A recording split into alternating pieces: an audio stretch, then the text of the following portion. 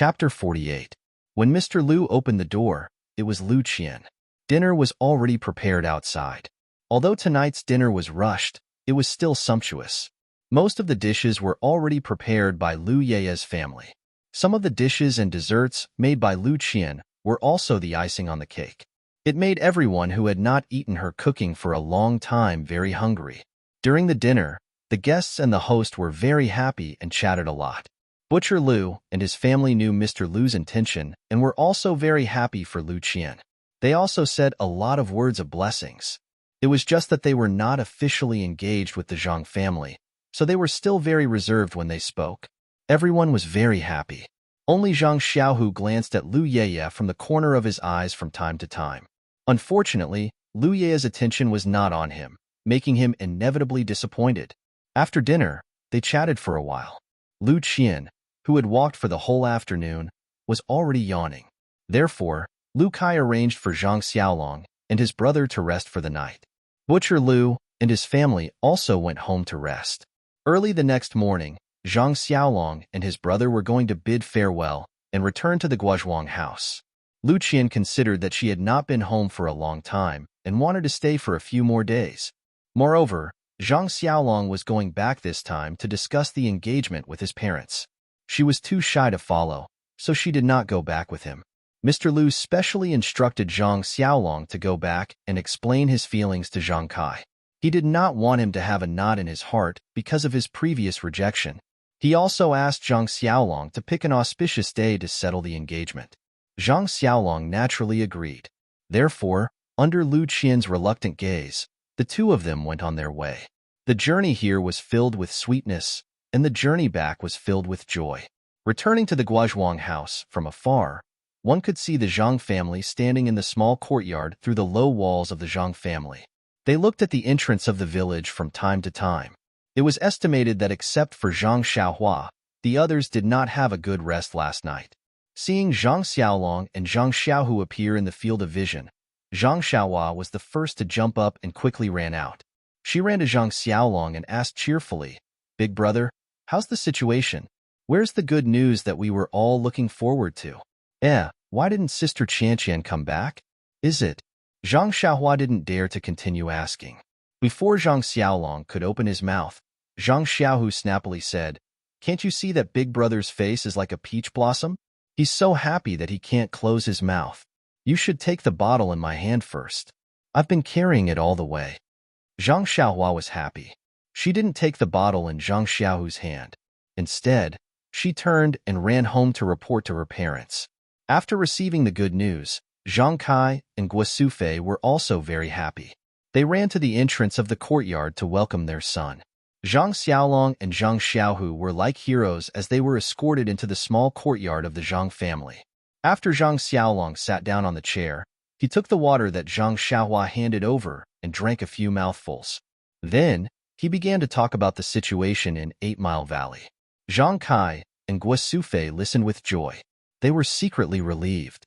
When Zhang Xiaolong proudly said that Mr. Liu had apologized and asked the Zhang family to pick an auspicious day for the engagement, the two of them listened with mixed feelings. They were happy that they didn't misjudge Mr. Liu. Mr. Liu was still a good friend that they could have a deep relationship with. Of course, they would be in-laws in the future. He was a good in-law that they could rest assured. They were worried that there should be betrothal gifts for the engagement. With their family situation, this was a problem. If they gave too little, their face didn't matter, but Mr. Liu's family's face would be affected. If they gave too much, they really couldn't afford it. It would add more difficulties to Zhang Xiaolong and Lu Qian's future life. However, these were all to be considered in the future. The key now was that they could celebrate a little. They had to set a date first. Guo Sufei also happily told this good news to her bedridden grandmother. Her grandmother was so happy that her face became ruddy. In the next few days, the Zhang family was immersed in joy. When spring returned to the earth, Zhang Xiaolong's spring had also arrived. Zhang Kai and Guo Sufei were busy with the engagement. Zhang Xiaolong and his brothers were busy with the spring plowing and planting in the fields. The weather was getting warmer day by day. The soil in the fields had already been frozen. The warm spring breeze blew on their faces, reminding them that spring plowing was never too early. The custom of the engagement was also very simple. The father and mother of the man would bring various gifts and prepare the man's birth characters. They would go to the woman's house. The woman would accept the gifts and give the woman's birth characters to the man. Then, the engagement would be completed. Of course, the time of the marriage would be set at that time. Most of the time, they would come again to discuss the marriage in the future and set the time again. In fact, the betrothal gifts were just some gifts of various colors. However, people originally had a competitive mentality. The gifts were compared with each other. At this time, many people directly gave silver. Sometimes it was also called iridescent gold. As a matter of fact, Zhang Kai and his wife were worried about iridescent gold. Zhang Kai thought that Lu Qian was a good daughter-in-law. He should give her more iridescent gold to show that the Zhang family had a precious daughter-in-law. Moreover, Mr. Lu would also have a lot of face. Guosufei thought that there should be something to show, but her family's conditions were limited. It couldn't be too precious. Otherwise, they wouldn't be able to live before they married her. Zhang Kai actually knew about this situation. He also thought so before, but when it came to the matter, he hesitated. After all, there were still a few hundred taels of silver banknotes hidden at home. With this possibility, of course, he wanted to do things better in his heart. When Zhang Kai talked about the banknotes, Guosufei also hesitated. When she talked to Lu Qian before, she also decided to use the banknotes, but she was stopped by Lu Qian. At this time, since there were banknotes, why not use it? Moreover, more than a month had passed, and no one had come to make trouble at home. Presumably, the other party really took this money as compensation. In this way, this money was her family's. Why not use it? The disagreement between the husband and wife seemed to disappear. They were both inclined to use this banknote. Therefore, Guosufei took out the banknotes and the token hidden at the bottom of the box. Then, she called Zhang Xiaolong into the inner room. Zhang Xiaolong's injury healed rapidly. In these few days, he didn't need to fix his arm anymore.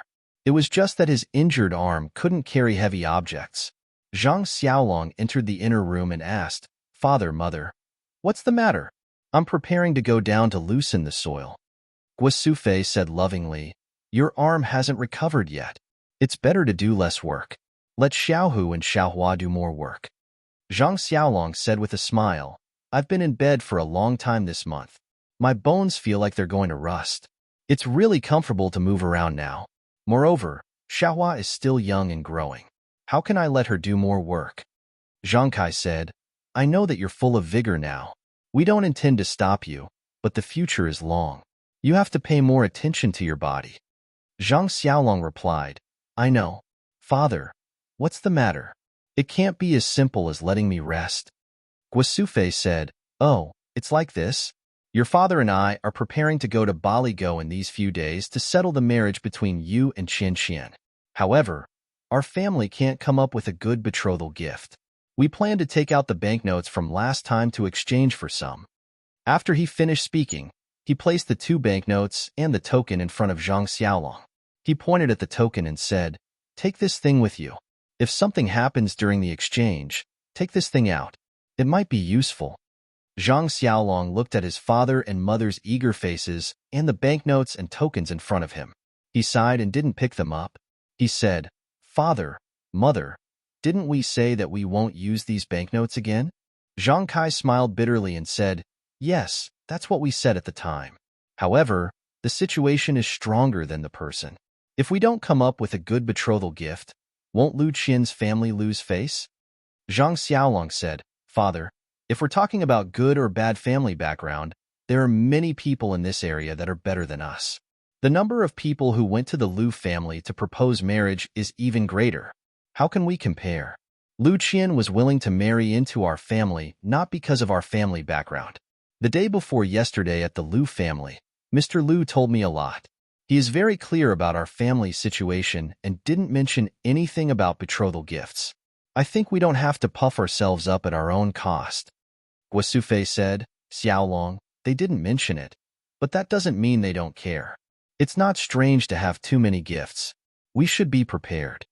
Zhang Xiaolong said, "No, Mother. I can't ruin the family just because I want to marry a wife. These banknotes are a disaster. We must not use them." Guosufei said, Your father and I have also discussed this. They haven't come to our door for so long. It should be fine. Moreover, we have this token. They may not dare to do anything to us."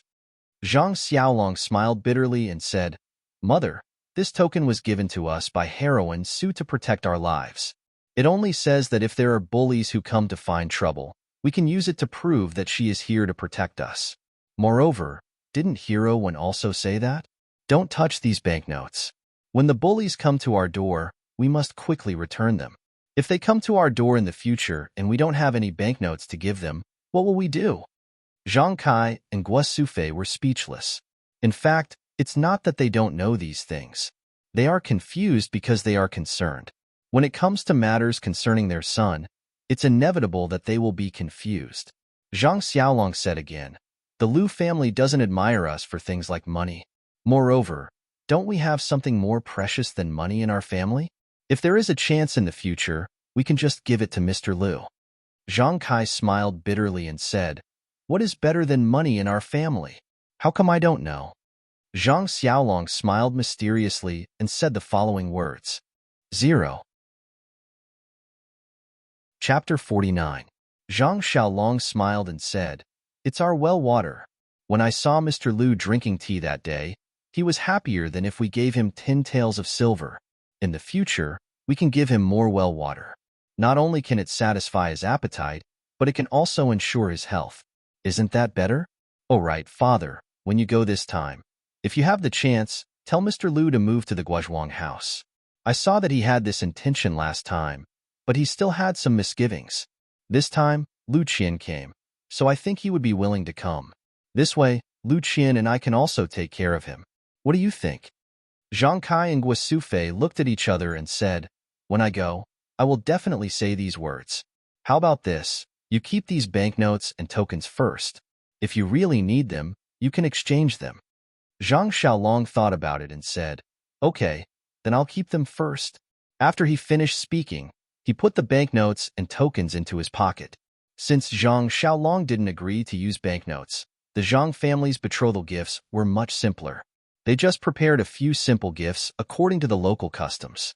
Early in the morning, Zhang Kai and Guo Sufei put on new clothes and took the prepared gifts. They set off to Bali Go to prepare for the most important engagement in Zhang Xiaolong's life. When Zhang Kai and Guo Sufei arrived at Mr. Lu's house, they received a very grand welcome. When they presented the simple betrothal gifts, Mr. Lu didn't care and respectfully accepted them. He didn't look down on them or turn hostile because of the simplicity of the gifts. This made Zhang Kai and his wife feel relieved. There was no one else in the Lu family's hall, only Butcher Lu and other family members. It seemed that Mr. Lu really wasn't the kind of person who liked to be extravagant and formal. There was no sign of Lu Qian in the hall. The whole process of the engagement was simple. Everything was carried out according to the customs of the countryside. Nothing was overdone. When the ceremony came to an end smoothly, it was time for the two parties to discuss the wedding. Zhang Kai and Guo Sufei asked Mr. Lu to make the decision. They only had one request, which was to get married as soon as possible. Because their grandmother's health couldn't wait too long, her last wish was to see her grandson's wedding. Mr. Lu pondered for a long time. He took out the almanac and carefully examined it. His brows were slightly furrowed. Zhang Kai and the others couldn't help but feel anxious. After a while, Mr. Lu raised his head and said, "Look at this date. Recently, the end of this month has been an auspicious day. After that, it will be June. Isn't the end of this month too rushed?" At the end of June, the old lady, Mr. Lu did not finish his sentence. As expected, Zhang Kai and Guo Sufei also frowned. Guo Sufei did not give up and asked, "Are there no good days in between?" Mr. Lu said, "There are many good days in between, but there aren't any that match Xiaolong and Qian Qian's birth characters." Zhang Kai let out a long breath and said, "AI, then, there's only June. There are only a few days until the end of the month. There's no sign of the house for the wedding. It's just a few days. How can we prepare it?" Mr. Lu also nodded and said, "That's the only thing we can do. But what about the old lady?"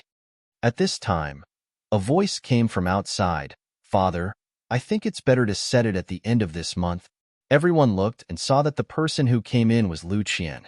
It turned out that she had been listening outside the entire time. Lu Qian's face was a bit red as she said, "Uncle, Auntie, seeing Xiaolong's wedding is grandmother's last wish. As the younger generation, we should satisfy her. Actually, the simplicity of the wedding is also up to us. There's no need for overly complicated ceremonies. It's also not realistic for us to hold a grand wedding. I think you don't need to buy a new house for the time being. Let's just find a place first. Moreover, Father, aren't you also planning to move to the Guozhuang house? Take this opportunity and find a place next to the Zhang family's courtyard. Build a few houses and surround it with a courtyard wall. Wouldn't that be a home? When this courtyard is ready, you can move there. Xiaolong and I will also move there.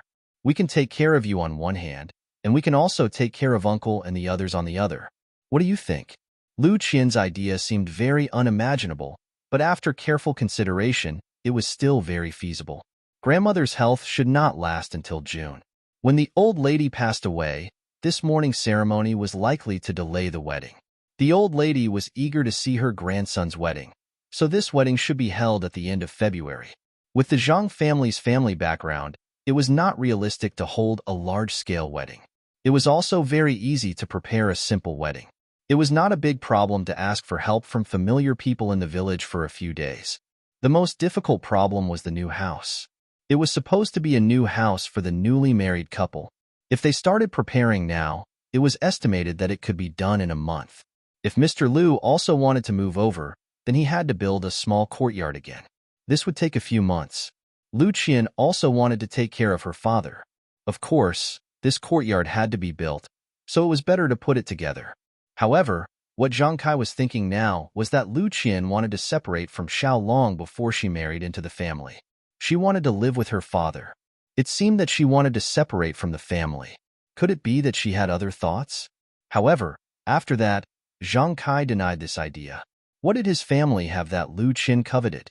It was nothing more than that. Well, Lu Qian persuaded her father to go there because she wanted to consider her father's health. This was filial piety. Xiaolong and Lu Qian would live alone.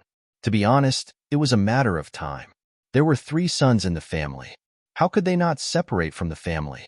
It seemed too early to mention it at this time, but after thinking about it carefully, it was still appropriate. At least, it would let others see Lu Qian's vision. It would not let Zhang Xiaohu and Zhang Xiaohua have a knot in their hearts. Mr. Lu naturally had no opinion in his heart. He was originally thinking about how to retire. He was a teacher and was respected everywhere. He heard that there was no teacher in the Guozhuang house. He would definitely be popular if he went there. Moreover, there was a daughter to rely on there. He could also protect his daughter. Why not?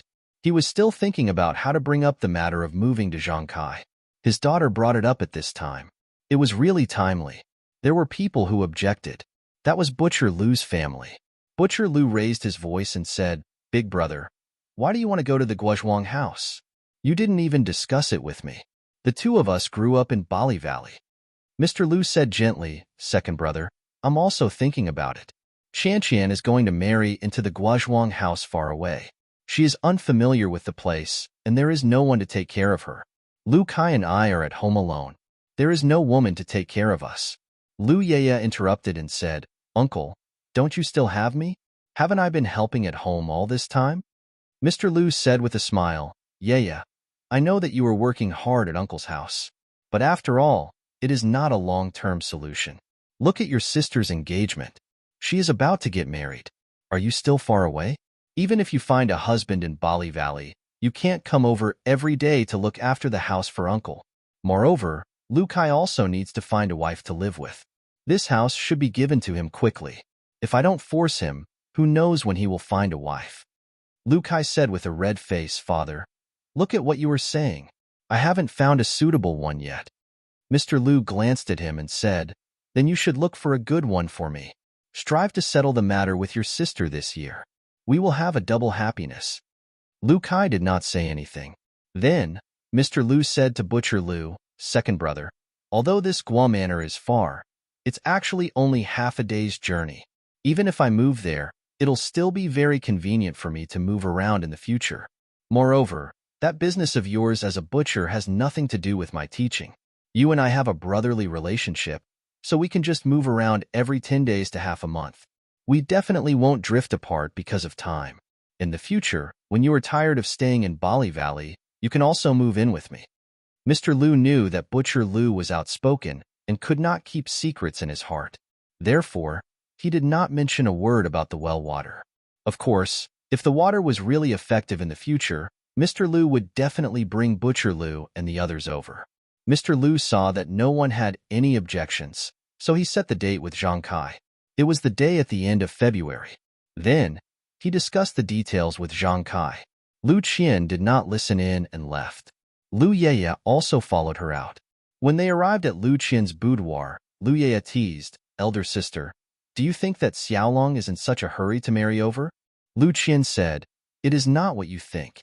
This Zhang family's grandmother does not have many days left. The last time I was at his house, she was already coughing up blood. The old woman has worked hard all her life. I think we should still fulfill her last wish. Moreover, you also know his family's situation. Doing things in such a hurry is actually a kind of relief. It does not give me and Xiaolong too much of a burden. My decision is beneficial to both him and me." Lu Yeye said, "The last time you told me, I also thought about it for a long time. This fate is really strange. You have known each other for less than 2 months, and you are going to eat at the same stove.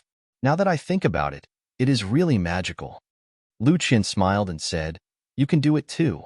I saw that these few times when Zhang Xiaohu saw you, his eyes could not leave you. I think he also wants to eat at the same stove as you." Lu Yeye blushed and said, "Elder sister, don't tease me. Last time at the Zhang family, I also told you that I don't have any feelings for this Zhang Xiaohu. Although he did save me, I am only grateful. In your words, there is no fate between us. Moreover, a few days ago, Mr. Zhao from Shuizhuang sent someone over to propose marriage to his second son, Zhao Yuzhao. I have seen Zhao Yuzhao before. He is also a scholar with a decent appearance. It is only because he has been busy with your matters that father has not agreed for the time being. Once your matters are settled, I estimate that the marriage will be set." When Lu Qian heard this, she was very happy and said, "You little girl, you are still hiding this secret in your heart. You only told me today. I have seen this Zhao Yuzhao before. His appearance and knowledge are really good. He is very suitable for you. Yeah, your luck is not bad." 0. Chapter 50. Lu Yeye giggled and said, "No matter how good your luck is, it can't be compared to your fate. That was given by the heavens. You just wait to slowly enjoy your happiness. I just want to persist in my dream. I want him to read me poems that I like and write my own poems. When I'm free, I'll look at the small bridge and the flowing water. When night comes, I'll give him incense." Lu Qian said, Yeah, in fact, love is sweet. Life is realistic. I have the same dream as you. Unfortunately, the heavens have arranged Zhang Xiaolong for me. I can only choose my village wife's life. Different people have different ways of living.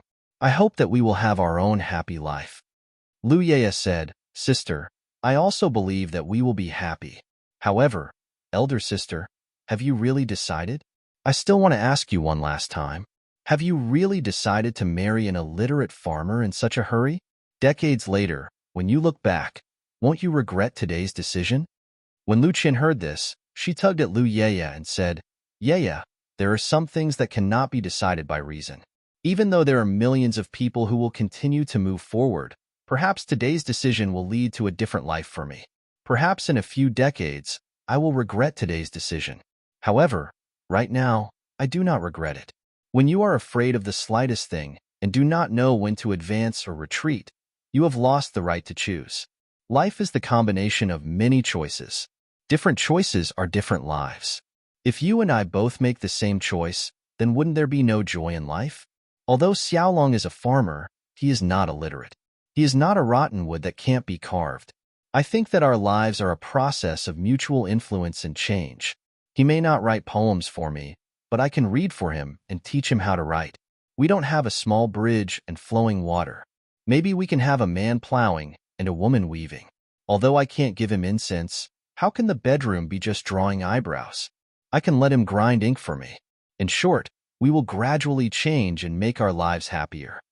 Lu Yeye also smiled and said, "Elder sister, your homework was better than mine when you were young, and you read more books than me when you grew up. I can't win against you, but I always feel that you will suffer a lot if you marry into the Zhang family. Why do you want to make yourself uncomfortable?" However, Lu Qian said, You are still a little stubborn. The word happiness is the same for everyone. The happiness of the poor is no different from the happiness of the rich. It doesn't mean that your happiness is better than others just because you are rich. So, when I choose to be poor or rich, I am choosing happiness. There was happiness in suffering, and there was happiness in enjoying. As long as one felt happy, why would one be afraid of suffering? Even if it is pain in the eyes of others, how can you know the sweetness in it? As the saying goes, if you are not a fish, how can you know the happiness of the fish? There is only so much happiness in this world. The more happiness you have, the less happiness others will have. If you feel unhappy every day, then others will have more happiness every day. Instead of sharing your happiness with others, why don't you live happily every day? Lu Yeye listened and frowned. She understood something in her heart, but she immediately let go and said, "Elder sister, I am here to persuade you, but what you said made me think differently. However, even if you are right, I do not have the slightest interest in that Zhang Xiaohu." Lu Qian said, "You little girl, I am just telling you my own thoughts. I am not prepared to be a matchmaker." Not to mention the two sisters quarreling in the room, the two prospective in-laws in the hall had already discussed the specific details. At this time, it was already late. If they rushed back to Guozhuang, they would have to travel at night. Naturally, Mr. Lu would not let them leave like this. Dinner was eaten at Mr. Lu's house. After the engagement, they were now considered a family. This meal was naturally eaten to their heart's content, and both the host and the guest were happy. Early the next morning, when the sky was still hazy, Zhang Kai and Guo Sufei said goodbye to Mr. Lu and hurried back to the Guozhuang house.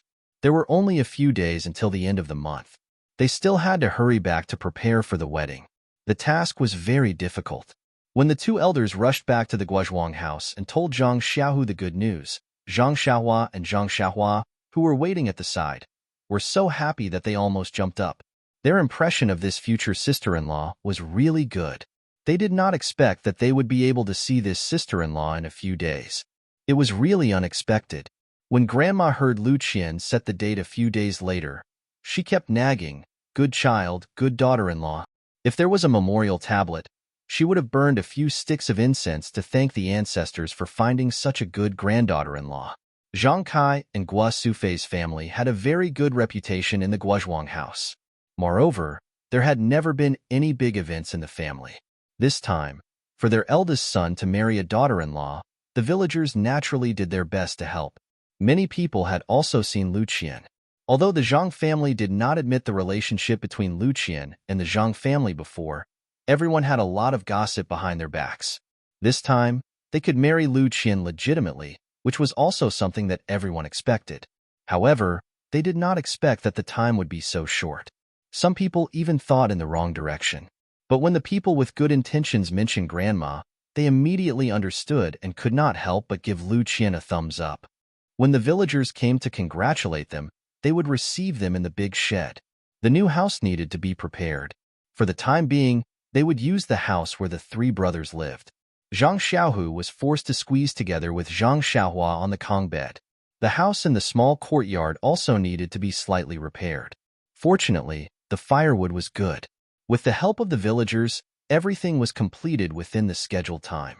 On the day of the wedding, the entire small courtyard of the Zhang family was filled with a jubilant atmosphere.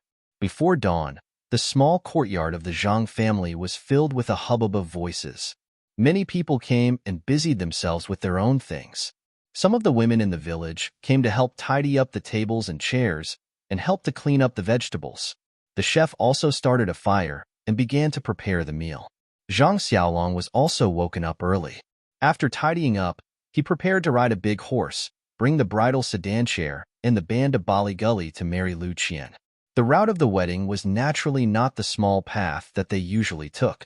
It took longer than usual. Moreover, they had to rush back before noon. Of course, they had to set off through the stars and the moon. When everyone was ready to set off, Guasufei found that the best man, Zhang Xiaohua, was missing. She hurriedly asked Zhang Xiaohu. He also felt very strange. In the middle of the night, he heard someone in the courtyard and got up early to help. When he got up, he also called Zhang Xiaohua. It seemed that he did not get up. Zhang Xiaohu hurriedly went back to the room to take a look. Sure enough, Zhang Xiaohua was still sleeping soundly on the Kong. No matter how Zhang Xiaohu called, he did not wake up. In the end, Zhang Xiaohu ruthlessly poured water on him. He even turned over and went back to sleep, leaving everyone at a loss. However, the matter of the best man had been handed over to him yesterday. They could not find anyone else temporarily. Fortunately, there was a sedan chair. Moreover, grandmother also knew that Zhang Xiaohua slept until the sun came out. Everyone carried Zhang Xiaohua into the sedan chair and let him sleep. Now, her sister-in-law had not even sat in the sedan chair, but her brother slept first.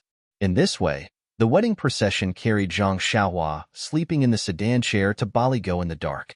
When the procession had traveled more than half the distance, the sky was like a fish belly. When the sun peeked out from the horizon, that ray of sunlight swept over the sedan chair. Only then did Zhang Xiaohua open his eyes.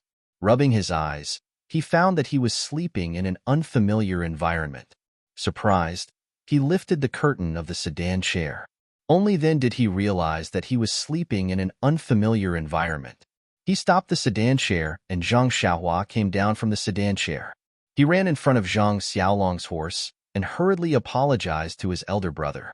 Zhang Xiaolong pulled him to ride on the horse and hugged him, saying, "Xiaohua, it's okay. You were sleeping to grow. You didn't delay anything, so why are you apologizing? However, this time I really opened my eyes. How come I didn't know that you could sleep so much that you couldn't even wake up with water?" Zhang Xiaohua blushed and said embarrassedly, "I don't know. Maybe I used to sleep like this before, but I never got up so early." Zhang Xiaolong thought about it and felt that it was true. He and his younger brother had always slept together. In the past, he didn't find anything unusual. Moreover, he never got up so early. Maybe Xiaohua had always been sleeping like this. Anyway, there was nothing wrong with him. He didn't need to get up so early in the future, so he didn't ask anymore. The rest of the journey was not far. With the two brothers chatting and Zhang Xiaolong's excited mood, they quickly finished the journey. The village entrance of Baligo could be seen from afar. Only then did Zhang Xiaolong stop the horse and let the wedding procession rest for a while. Then a special master arranged for people to set off the firecrackers and let the band play music. Zhang Xiaohua also quickly and obediently jumped down from the horse. She took the horse's reins from her elder brother's hand and walked to the front. She led the horse forward slowly. The people of the Liu family were naturally waiting at the village entrance early. When they saw the wedding procession, someone hurried back to report to Mr. Liu. The wedding band also broke the silence of the early morning. The villagers of Baligo were all awakened by this festive sound early in the morning. Before the wedding procession entered the village, many children and villagers stopped them and asked for candy and other things. The Zhang family was naturally prepared. Someone took out the prepared things and scattered them to the crowd. Everyone picked up the candy and dispersed in a hubbub. They let the wedding procession move forward. In the short distance from the village entrance to the Liu family, the wedding procession was stopped several times. However, everyone was very happy and didn't get angry because of this. It was the custom of the countryside. When a family had a happy occasion, everyone wanted to share the joy. The more joy they shared, the bigger the family's happy occasion. The wedding procession couldn't wait to be stopped as much as possible. 0. Chapter 51. When the wedding procession arrived at the Liu family's gate, the sky was already bright.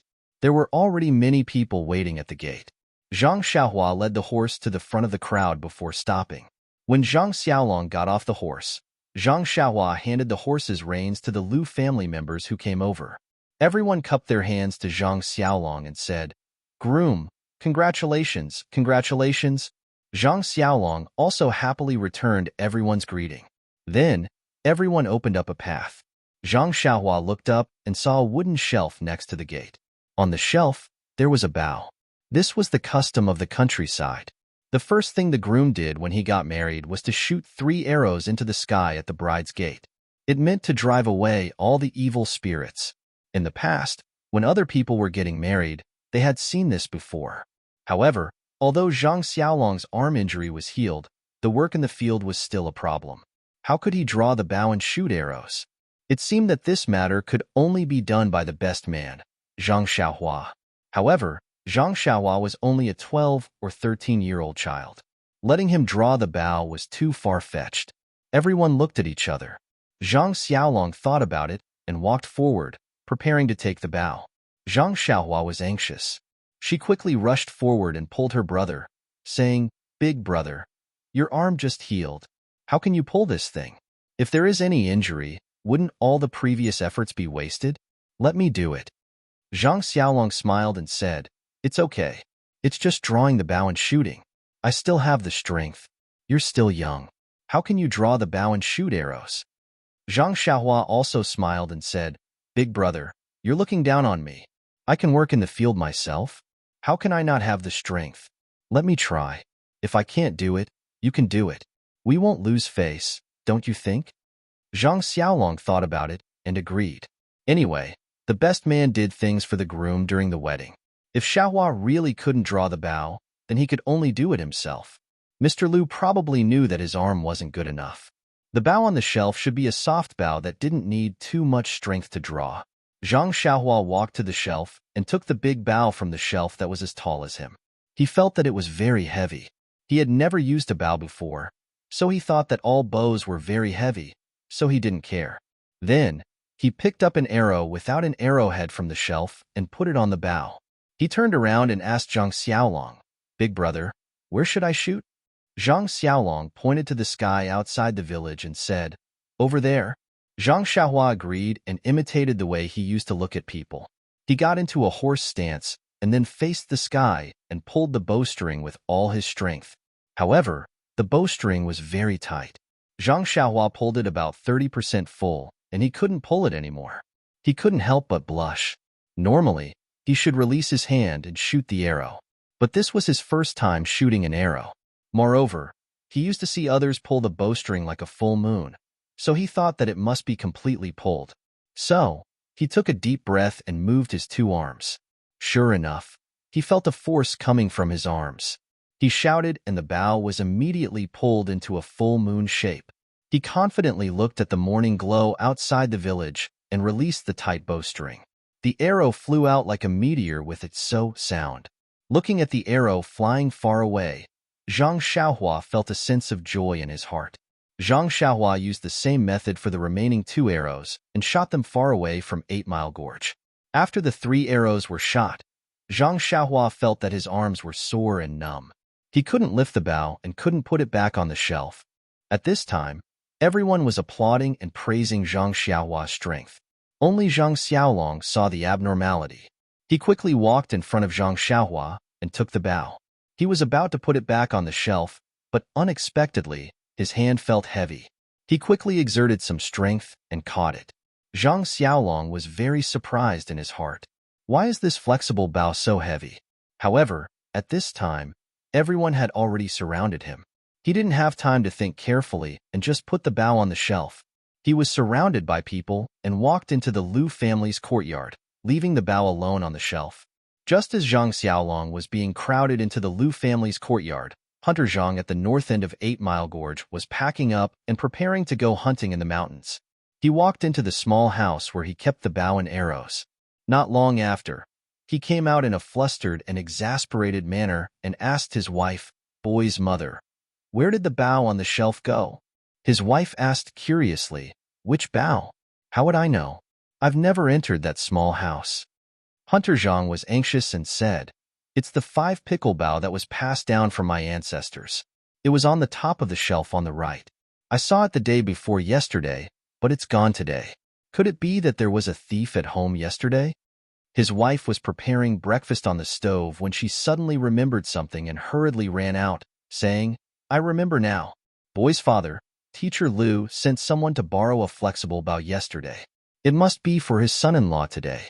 He was afraid that he wouldn't be able to draw it, so he specifically asked for it. At that time, I was packing the child's clothes, so I asked someone to get it himself. I remember you said that there was one on the shelf that you made for fun, so I told him. Hunter Zhang asked, "Did you see it when he took it out?" His wife said shamefully, "He did tell me, but wasn't it just a toy that you made blindly? I was too lazy to look at it, so I let him take it away." Hunter Zhang immediately scolded, "You prodigal woman! You didn't even take a good look at what you borrowed. He took away our ancestral bow, and you were too lazy to look at it. Moreover, Teacher Lu has always been very good to us. All the children in our village were taught by him. There must be a reason why he specially came to borrow a flexible bow. Look at you now. You gave him a bow that no one has been able to draw for more than 10 years. Aren't you purposely making him lose face? I'll see how I'll deal with you when I come back."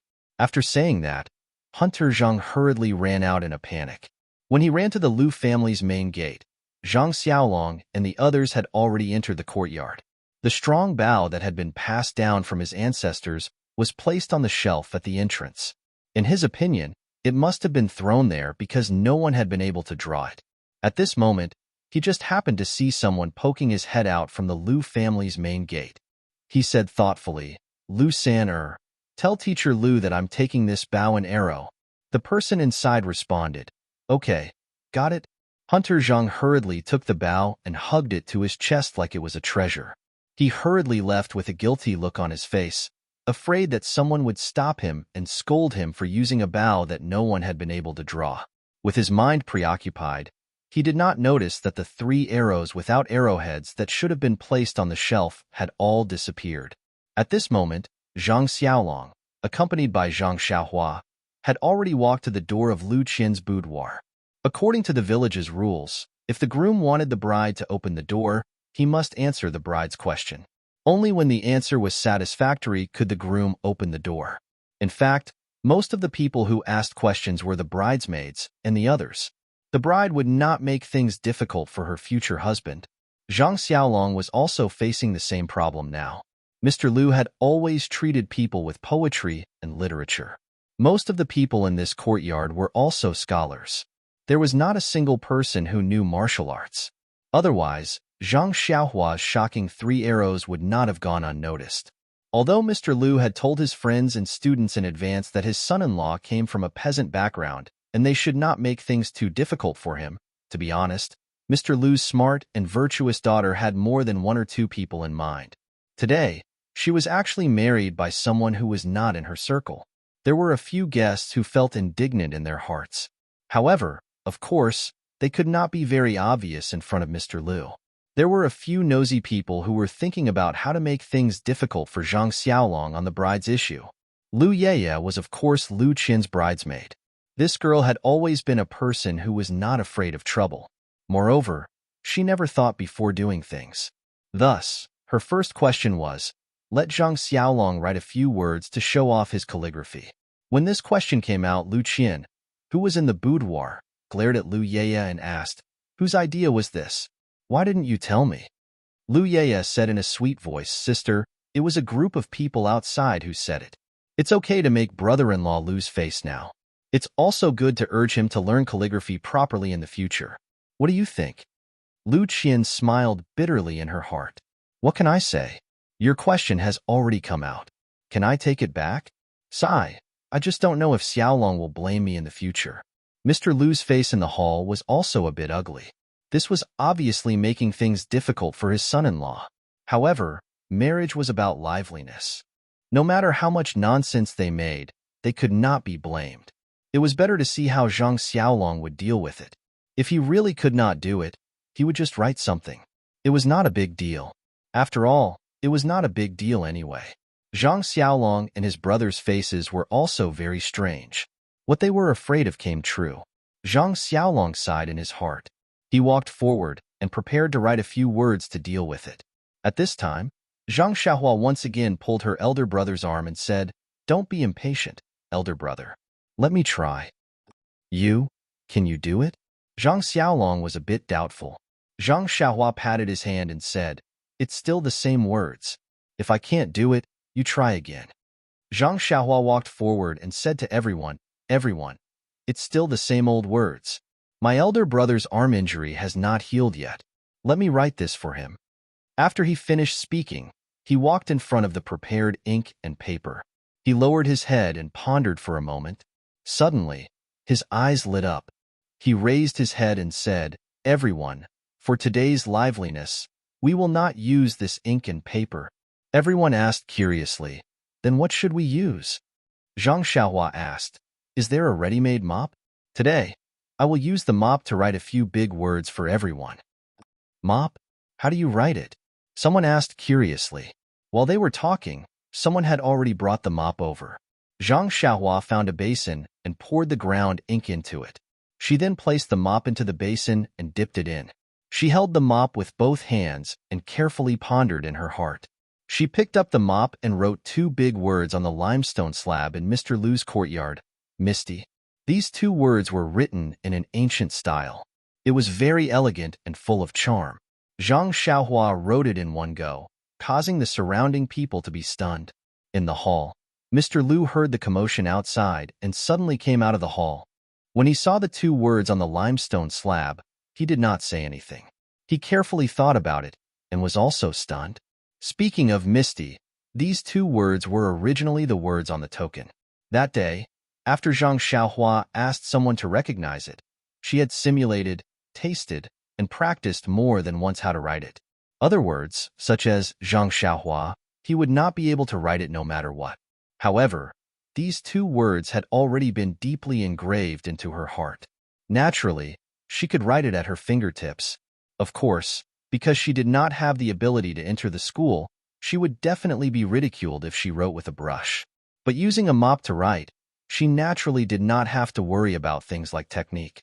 Please add it to your collection. Thank you. 0. Chapter 52. The word misty was written in an ancient style, full of elegance and charm. Zhang Xiaohua wrote it in one go, making the surrounding crowd stunned. Mr. Lu, who was in the hall, heard the clamor outside and suddenly became abnormally quiet. He also came out of the hall, and when he saw the 2 words on the bluestone board, he didn't say anything. He tasted it carefully and was actually stunned. Speaking of the word misty, it was originally the word on the token. That day, after Zhang Xiaohua asked someone to recognize it, he had simulated, tasted, and practiced how to write it more than once in his heart. Other words like Zhang Xiaohua and Zhang Xiaolong were words that he couldn't write no matter how hard he tried. However, these 2 words had been deeply engraved in his heart, so naturally, he could write it at his fingertips. Of course, based on his standard that hadn't entered the school, writing with a brush would definitely be ridiculed by others. Using a mop to write, he naturally didn't have to care about techniques and such. Suddenly writing it was really shocking. Of course, there were also people who didn't know the value of the word. That butcher Lu was the first to speak. "Why aren't you saying anything? Is it good or bad? Say something." These words immediately woke everyone up. Everyone clapped their hands and praised together. "Good words, good words." The meaning is casual. The ancient charm is long, rare, rare, rare. A few people who had ulterior motives couldn't help but praise. They muttered in their hearts, "This Mr. Lu, the younger brother's standard is already so amazing, not to mention the older brother. He even said that he was from a bumpkin background. Isn't he too low-key? If this standard is considered a bumpkin, then what is our standard?" Mr. Lu's gaze also moved from the bluestone board to Zhang Xiaohua. He naturally knew of Zhang Xiaolong's standard, but this Zhang Xiaohua at such a young age actually had such standard. He really hit it deeply. He had treated him as a child before, but it seemed like he had eyes but didn't recognize Mount Tai. He had to dig more in the future. Actually, Zhang Xiaolong was also very surprised, but now wasn't the time to be surprised. He still had to face the bridesmaid's second question. Sure enough, the second question was still a literary question. Compose a poem. Zhang Xiaolong, Zhang Xiaohua, Lu Qian, and Mr. Lu broke out in cold sweat. Who was so shameless? Lu Yeye was also very innocent. She said with her big eyes, "It's all the revenge of those disappointed people. Sister, if you want to blame someone, blame your charm." Zhang Xiaohua wanted to step forward again, but she was stopped by Zhang Xiaolong, who said, "Xiaohua, look at Big Brother this time. Zhang Xiaolong lowered his head and pondered, pacing back and forth. Not long after, he raised his head and said to the crowd, "Ladies and gentlemen, I'm just a man who grows crops in the fields. I can't be compared to all of you. However, I've always believed that everyone in this world has their own role to play in survival. Scholars have their own uses, farmers have their own uses. No one can be missing.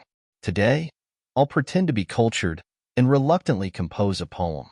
After saying that, he raised his voice and said, "I was originally a banished immortal in the heavens, wandering in the mortal world for decades.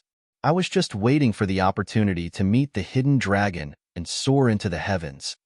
This time, the crowd was stunned again. Logically speaking, this poem did not rhyme at all, and the word count was also wrong. However, the concept contained within was very distant, and the momentum was boundless. The crowd did not know how to evaluate it. At this time, Mr. Liu interjected and said, "Nephew, this poem's concept is very good. The momentum is overwhelming. I hope nephew will study hard in the future and reach a higher level." When everyone heard this, they could not help but say, "Mr. Liu, you're still calling him nephew. Shouldn't you change your way of addressing him?" The crowd was in an uproar, and everyone said their own words. This second question was passed. At this time, Zhang Xiaohua gave Zhang Xiaolong a thumbs up. Zhang Xiaolong smiled and used his hand to wipe his forehead. It seemed that he was already sweating. When Zhang Xiaolong once again walked to Lu Qian's boudoir, the third question appeared. If the bride was compared to an object, what would you want it to be? This question was very tricky. Everyone's answer would be different, and no matter how they answered, it could be said to be a very good answer. It was also this kind of question that looked easy, but on the contrary, it was not easy to answer. Many people in the crowd were thinking in their hearts. If they were to answer this question themselves, what would they say? However, this question seemed to be too simple for Zhang Xiaolong. He did not even think and immediately answered, "I hope that Qian is a mirror given to me by the heavens. When I make a mistake, she can remind me and correct me. I hope that Qian is a lotus flower given to me by the heavens. We can be harmonious, respect, and love each other forever. I hope that Qian is a crutch given to me by the heavens. When we are both old, we can support each other and grow old together." Zhang Xiaolong's answer was so simple and straight to the heart. Everyone could not help but sigh in their hearts. Lu Qian indeed had a unique insight and found her true love. Originally, there were some people who were dissatisfied, but at this moment, they also felt Zhang Xiaolong's sincerity towards Lu Qian. They could not help but applaud and cheer.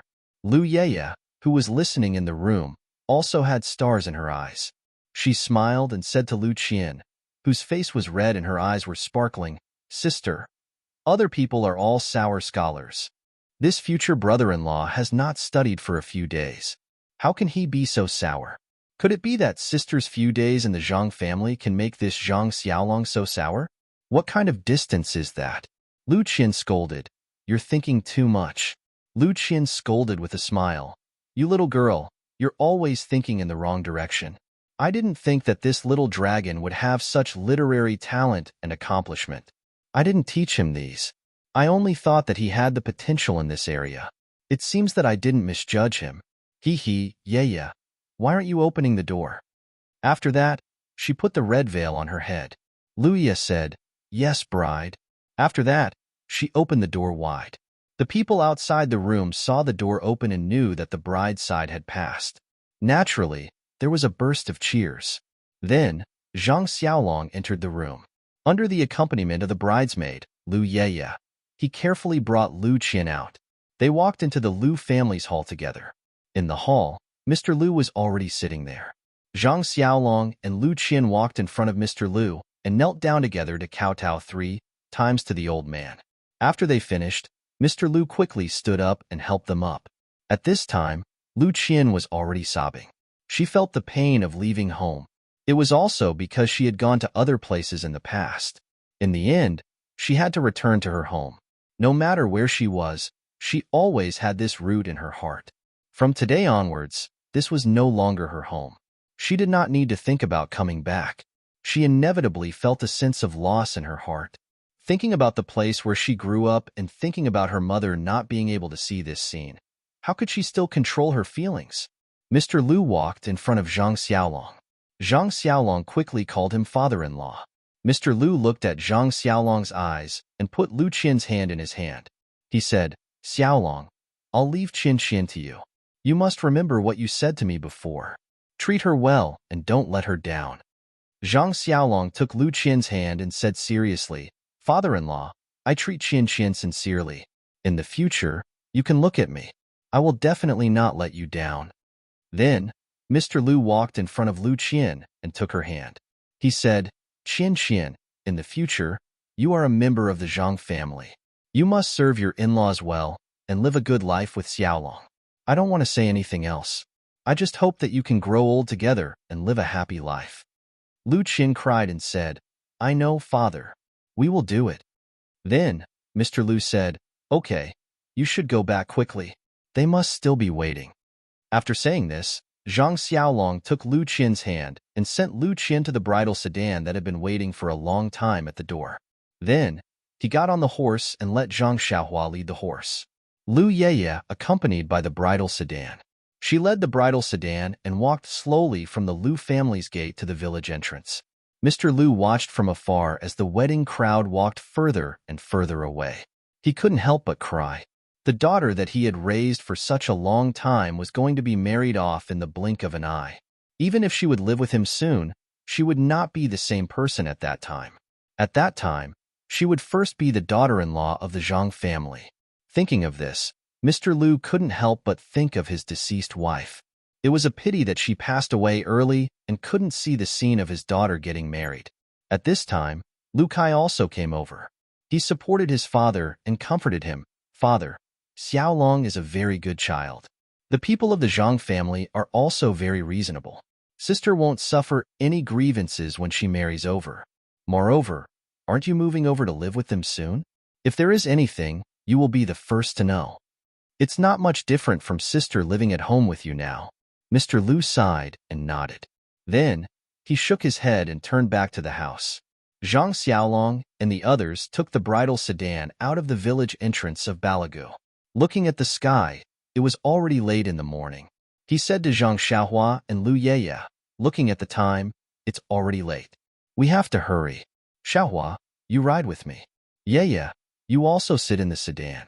It's only right for the bridesmaid to sit in the sedan. The two also followed Zhang Xiaolong's arrangement. One rode a horse and the other sat in the sedan. Only then did the wedding procession speed up and prepare to reach the Guozhuang house before noon. When Zhang Xiaolong and Zhang Xiaohua were dealing with the bride's family, the other people in the wedding procession had already been arranged to eat and drink. Even the horse that Zhang Xiaolong rode had been fed well. After coming out of Balagu, the horse no longer played music. At this time, everyone was full of energy and was ready to hurry. They still walked on the main road back. At this time, there were more people. Everyone was very interested in the wedding procession. Along the way, many people pointed at the wedding procession and commented on Zhang Xiaolong as the groom from time to time. They also guessed the appearance of the bride.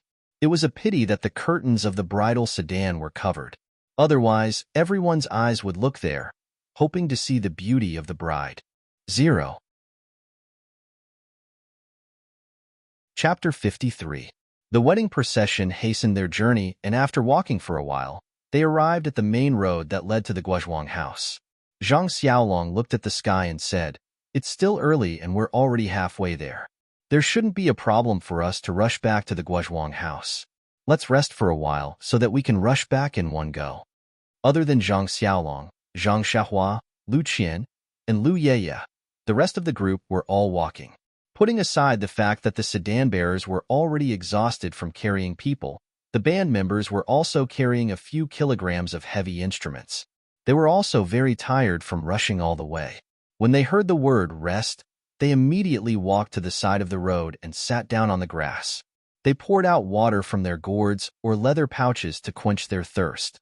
The sedan was carefully carried by the sedan bearers to a big tree by the side of the road, and the sedan bearers walked away to rest.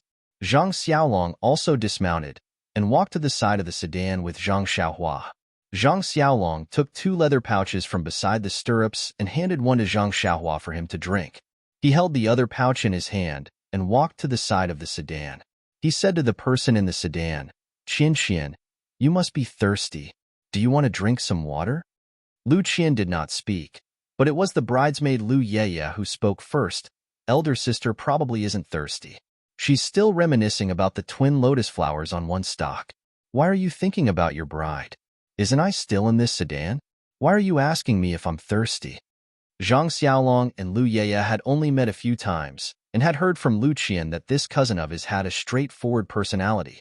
Now that he saw her mocking him, he did not mind and only said, Isn't she the elder sister? You're the younger sister. Of course I should ask the elder first. Lu Yeye continued, Oh, I didn't expect brother-in-law to be so quick-witted. Why didn't I see it before? Tsk. Elder sister's eyes are really sharp. Then she curled her lips and asked softly, Elder sister, do you want to drink some water? Lu Qian's head was still covered with a red veil as she said in a low voice, I'm not too thirsty, but I still want to drink some to moisten my throat. If you're thirsty, you can drink first. Lu Yeye said, All right then, I'll drink it first. I've been busy with your matters since I woke up this morning. I haven't had a single drop of water. Just now, I've talked a lot with them in your room. My mouth is already dry. Wait for me to finish drinking it, then I'll give it to you. After saying that, Lu Yeye lifted the curtain of the bridal sedan chair and walked out. Zhang Xiaolong was standing beside the sedan. When he saw Lu Yeye come out, he quickly handed over the leather bag filled with water. At this time, from the direction of Lu Town, a few people on horses galloped over. The 3 in front were very handsome horses. The 3 people on the horses looked very similar. Their faces were charred black, their eyes were squinted, and they had a lecherous look. They were about 40 years old and wore very bright clothes. The 4 people behind them were ordinary tall horses. The people on the horses were of different height and weight, but they were all dressed in black and had weapons at their waists. Their eyes occasionally wandered around the road, and they seemed to be very careful. These people saw Zhang Xiaolong and his group of people who were listening and resting at the side of the road from afar. They didn't care and hurriedly took a few glances before passing by. Coincidentally, one of the 3 in front was tilting his head and waving his whip when Lu Yeye came out from the bridal sedan chair. She used her hand to take the leather bag handed to her by Zhang Xiaolong and gave Zhang Xiaolong an angry smile. That Lu Yeye was originally round and smooth, and her eyebrows were delicate. Today, she was Lu Qian's bridesmaid, so she dressed up even more beautifully. Zhang Xiaolong didn't think much of this smile, but the person on the horse had a burst of lewd light in his eyes. He couldn't help but let out a sound. Immediately, he tightened the reins in his hand and gradually slowed down the horse. The 2 people beside him saw him slow down and immediately turned their heads to ask, Lauer, what's wrong? That person said, Big brother, something wonderful has come. What do you think of the woman beside the bridal sedan chair? The boss looked up and couldn't help but smack his lips and say, Tisk, she's really not bad. Although she's not an outstanding beauty, she's still a pretty girl from a humble family. Another person followed up and said, Big brother, these past few days in Lu Town, you've been having a lot of fun? These words are used very well. That second brother said, Big brother, last year you found a beautiful woman in that Exine manor. You obtained both wealth and beauty and had a fat new year. I, your brother, have seen you make her the wife of your stronghold. My heart itches. Although this Lu Town girl is interesting, she's still a woman of romance. She won't last long. I think this woman isn't bad. Why don't you get her into the stronghold and let her be my concubine? The boss said, the deal before the new year was indeed a good deal. I thought it was his family who dug up the jewels from the mountain, and we just took the jewels. Who knew that the woman in his family was so beautiful? How could I let her go? However, second brother, this place is not far from Lu Town and is on the official road.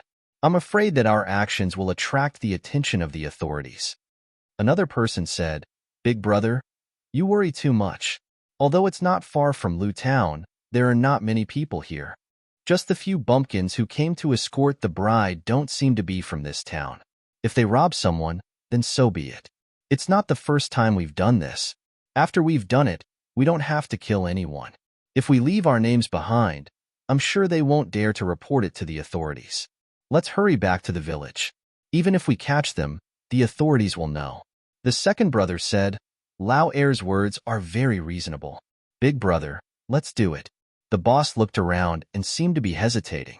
Lauer said, Second brother, the woman in front of the sedan chair is yours. The bride in the sedan chair is mine. Today, I'll be the groom. Ha ha ha. Lauer said, Hee hee.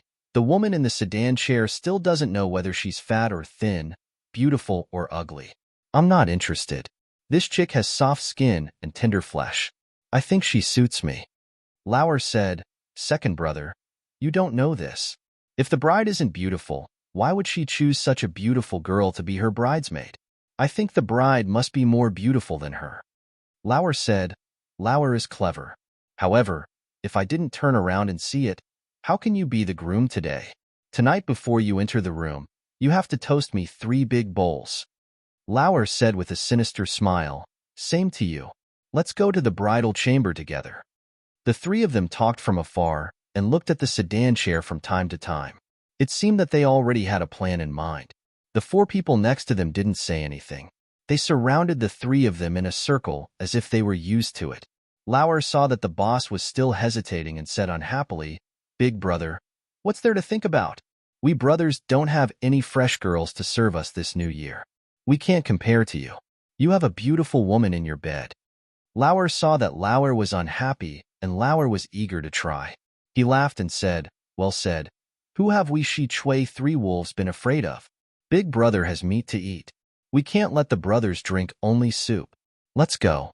Today we'll do a good job and let the brothers eat meat. Finished speaking, the 3 of them turned their horses around and rushed towards Zhang Xiaolong and the others. The other 4 people also came from the side.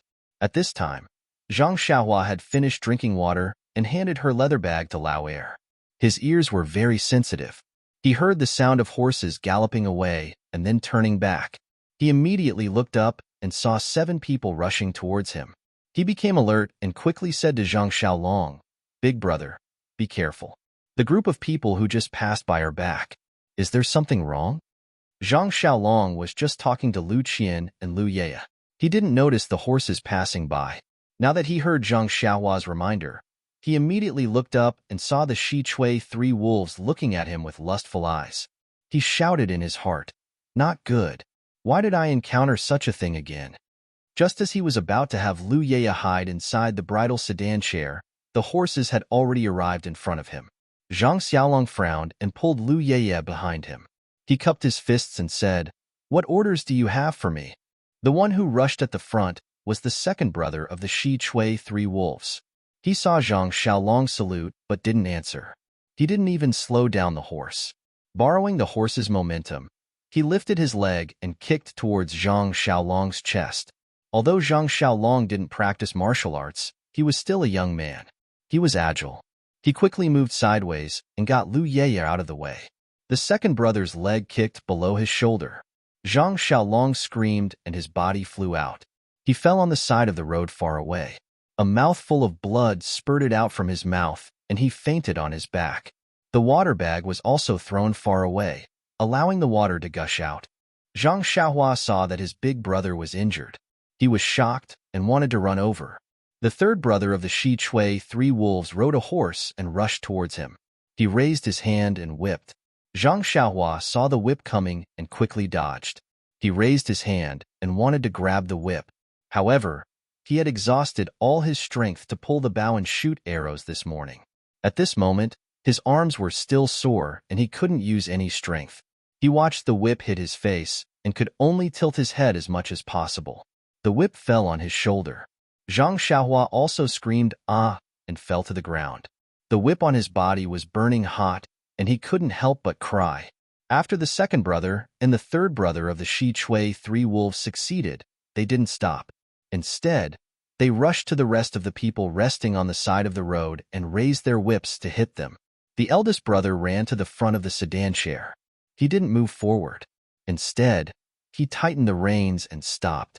Seeing the second brother and the third brother running to the others, he said to the other 4 people around him, "Go and help them."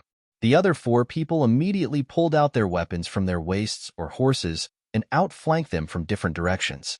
They shouted as they walked, "Shichui Mountain is working here. Those who have nothing to do with it should leave quickly." There were still some people on the road. When they saw these people rushing over and injuring people, they felt strange. There were also some busybodies who stopped to watch the fun. When they heard this, they immediately scattered like birds and animals and fled. The rest of the wedding procession was also very angry when they saw several people on horseback injuring the groom and the best man. They wanted to stand up and pick up the weapons in their hands to win with numbers. However, they didn't expect that the other party had knives and spears. Moreover, they were the bandits of Shichui Mountain. How could they still have the courage? They didn't have time to care about the others. They were all shouting mother and father.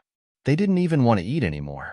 They threw away everything in their hands and fled in all directions. In the blink of an eye, there were no extra people on the busy road just now. There were only Zhang Xiaolong lying on the ground, Zhang Xiaohua struggling to get up, Lu Yeye who was panicking and didn't know what to do, and the people of Shichui Mountain who succeeded in their plot and were complacent. 0. Chapter 54. When the people of Shichui Mountain saw the wedding procession running away, they didn't chase after them. They knew that these villagers were timid and wouldn't come back for a while. If they didn't kill them, they wouldn't resist. When they had the courage to come back, they would have returned to Shichui Mountain.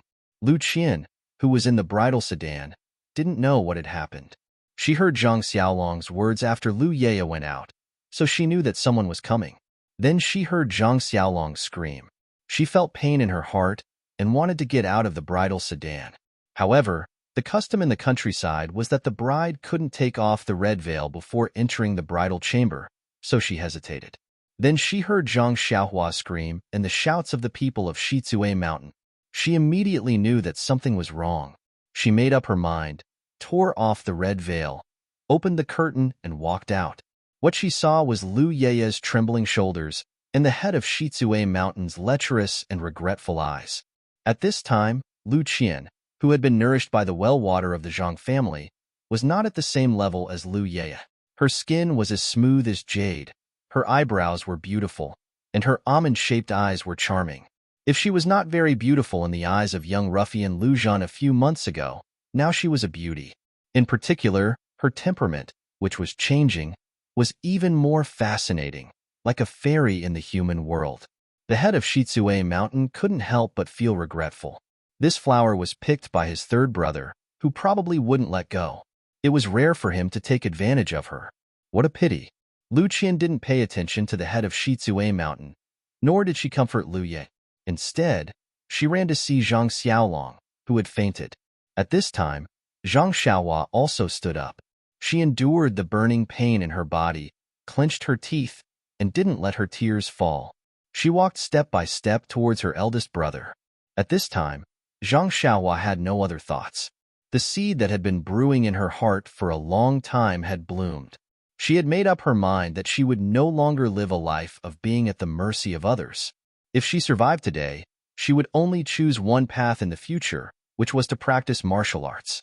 She would use absolute force to protect herself, her family, and the people in the world who needed to be protected. She would no longer allow others to trample on her dignity and the happiness of her family. At this moment, our Xiaohua had transformed, matured, and found a goal in life. However, the crisis was not over yet, but Zhang Xiaohua no longer cared about this. He knew that no matter how tragic the ending was, time would always pass and the end would come. He would face it bravely even if he lost his life. The people of Shichui Mountain naturally didn't know that they had added fuel to the fire to promote the development of the martial arts world. At this time, they were arrogantly riding back, ready to snatch the fat meat in their mouths. Lu Qian ran in front of Zhang Xiaolong and knelt down. She looked at his blood-stained chest with heartache. She carefully picked up his head and placed it on her chest.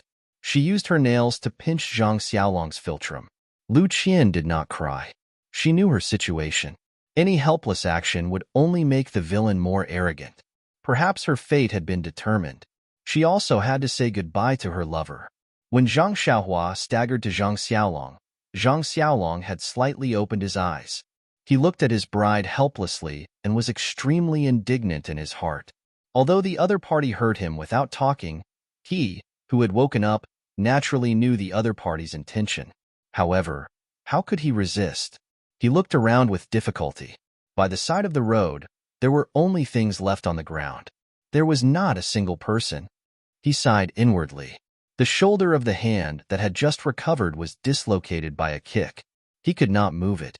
He used his other hand to hold the hand that was pinching his philtrum. He did not say anything. The two of them looked at each other. There was only deep love and endless resentment. Zhang Xiaohua looked at his beloved elder brother and his favorite sister-in-law. Such a scene made his heart ache. Lu Yeye, who was beside the sedan chair, saw Zhang Xiaolong wake up and quickly ran over. It seemed that it was safer here. The boss of Shizue Mountain did not stop them and slowly rode his horse over. The other people also drove their horses and slowly surrounded them. The third brother of Shizue Mountain waved the horsewhip in his hand and stared at Lu Qian, who was wearing a wedding dress. He felt extremely refreshed. This trip was really worth it. He got such a beautiful woman without any effort. In the future, he would have unlimited happiness. The second brother of Shizue Mountain stared at Lu Qian. His heart was full of jealousy. He secretly regretted letting the third brother get the upper hand. However, when he looked at Lu Yeye's pale face, he felt a little comforted.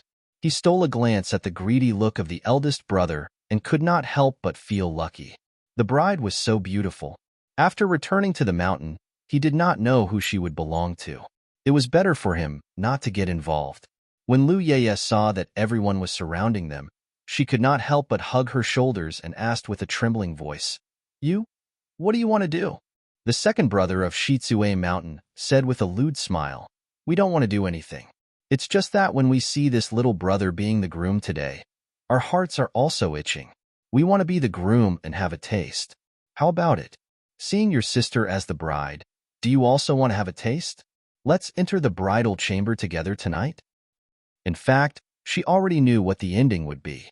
At this time, when she heard the other party's affirmative answer, Lu Yeye was speechless. She just said in fear, "You." Lu Qian's face was also as white as paper. She was very scared, but she held her lover's hand in her hand, so she did not tremble. Zhang Xiaolong said weakly, "Heroes, there are countless beauties in Lu Town. How can my wife enter the eyes of heroes? If you can let us husband and wife go today, we will definitely go bankrupt and send all our property to Shizue Mountain in the future." The third brother of Shizue Mountain laughed and said, "Your wife's beauty is very good in our eyes. It's your blessing to take a fancy to her. If you know what's good for you and let her go with us, we can still spare your lives. Otherwise, all of your heads will be chopped off. You won't be able to marry a wife even if you want to." The second brother of Shizue Mountain also laughed and said, "You don't look like a son of a rich family. What gold and silver jewelry can tempt us? It's better to obediently give them away."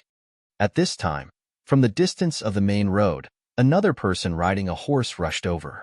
The people of Shizue Mountain heard the sound of horse hooves from afar. They all looked up and saw that it was a person, so they did not care. Only the eldest brother frowned and said, "Why are you being so long-winded with them? Take them and leave. From time to time, there will be people passing by on the main road. Don't run into a large group of people. If they don't let go, chop off their heads." The second brother and the third brother heard this and their expressions turned cold. They immediately agreed and jumped off the horse. They each rushed to Lu Yeye and Lu Qian. Seeing the bad guy rushing to the eldest sister-in-law, Zhang Xiaohua immediately blocked in front. The third brother of Shizue Mountain reached out and grabbed Zhang Xiaohua's neck like lightning. He shook his hand and threw her to the side of the road. Then he reached out and grabbed Lu Qian's hand and pulled her onto the horse. Zhang Xiaolong pulled Lu Qian's hand hard, but he couldn't pull away the third brother of Shizue Mountain. He watched Lu Qian's hand fall away from his own hand. His hand fell weakly on his chest and touched something hard on his chest. Suddenly, Zhang Xiaolong's eyes lit up. He seemed to think of something. He shouted, "Heroes, my family has relatives from Misty School. I have a token here as proof. We are all Jianghu people. Can you give me some face?" Misty School? The people of Shizue Mountain were stunned. The second brother and the third brother let go of their hands. Lu Qian and Lu Yeye quickly returned to Zhang Xiaolong's side. The man riding a horse on the main road just passed by them at this time. He was concentrating on the road and didn't pay attention to the movement on the side of the road. When he heard Misty School, his ears couldn't help but twitch, and then he slowed down the horse. However, the people of Shizue Mountain were focused on Zhang Xiaolong and didn't notice. The eldest brother of Shizue Mountain jumped down from the horse and walked to Zhang Xiaolong and said, "Where's the token? Let me see." Zhang Xiaolong hurriedly used his good hand to take out the token that he accidentally put in his arms with difficulty and handed it over. The eldest brother of Shizue Mountain carefully took it and looked at both sides carefully. His face was a little gloomy. He then handed it to the second brother and the third brother. The two of them also looked at it very seriously. Then they also handed the token to the eldest brother with a gloomy face. The three of them looked at each other. Their eyes were fierce and they didn't speak anymore. Then, the eldest brother put the token into his arms and said with a sinister smile, "What kind of bullshit token is this? The firewood picked up from the pile of firewood dares to be called a token? Do you know what Misty School is? You still dare to say that you have relatives. Forget it. I originally wanted to spare your lives. Now, I'll do you a favor and save some food for your family. I'll send you to the underworld to rest." At this time, Zhang Xiaohua had stood up from the ground and walked to the eldest brother.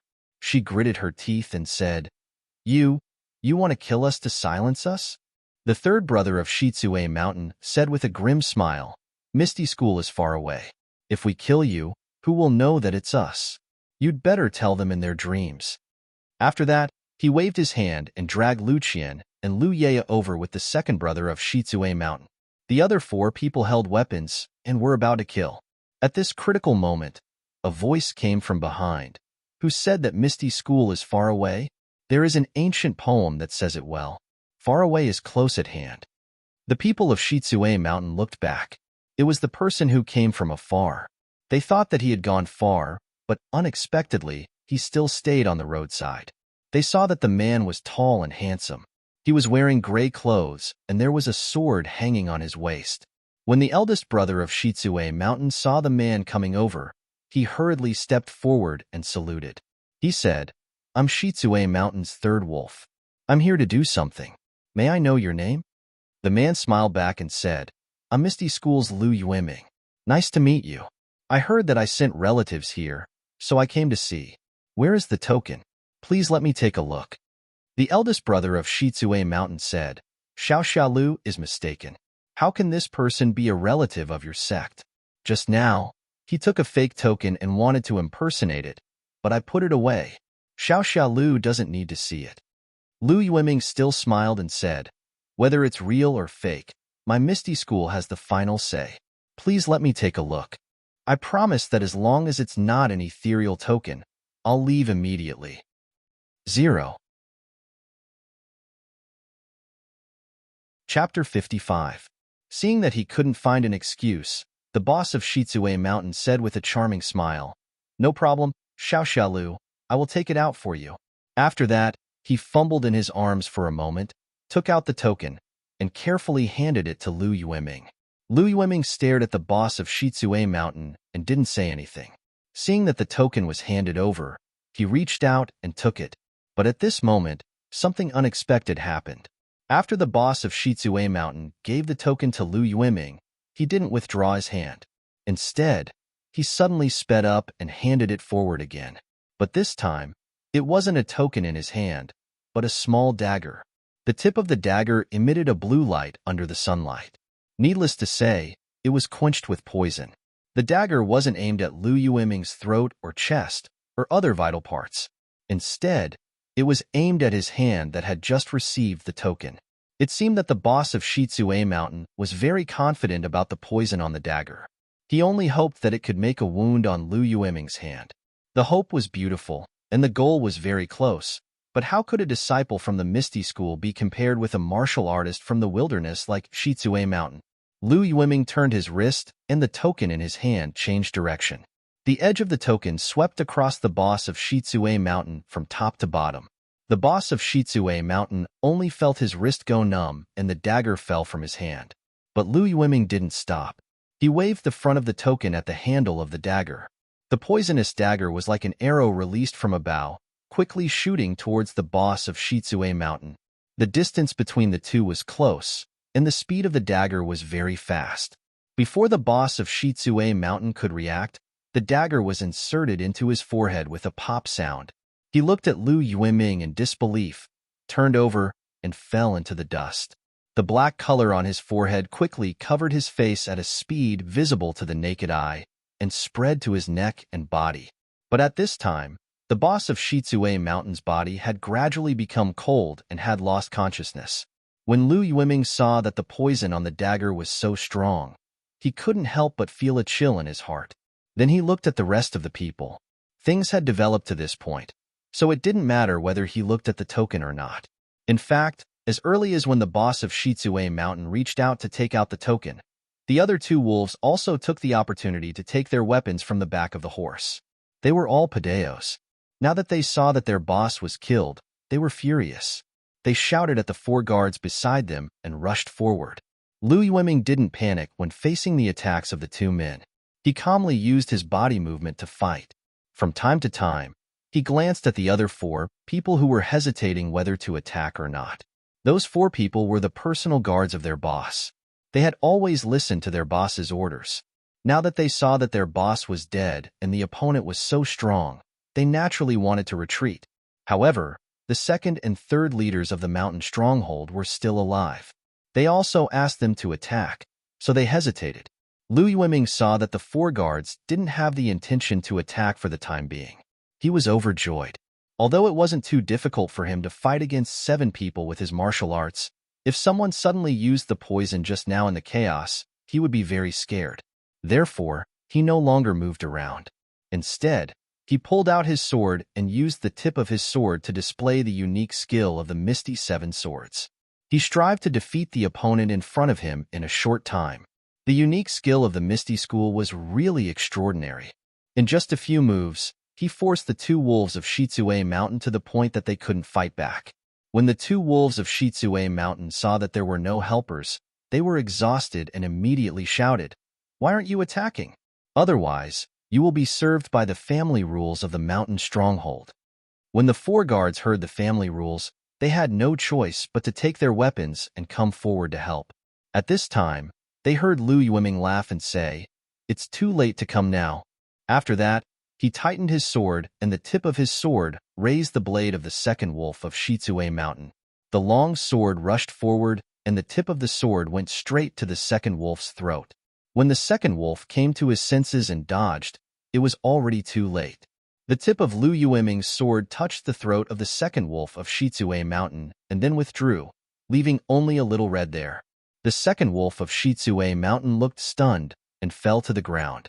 When the third wolf of Shizue Mountain saw that Lu Yueming's swordsmanship was so exquisite, he couldn't help but feel a chill in his heart. He no longer moved forward and ran away. How could Lu Yueming let him escape? He displayed the misty steps and arrived behind him like a shadow. He raised his hand and stabbed the back of the third wolf of Shizue Mountain. The sword didn't pierce very deep, just right into the heart. Then, he withdrew his sword and the third wolf also fell to the ground.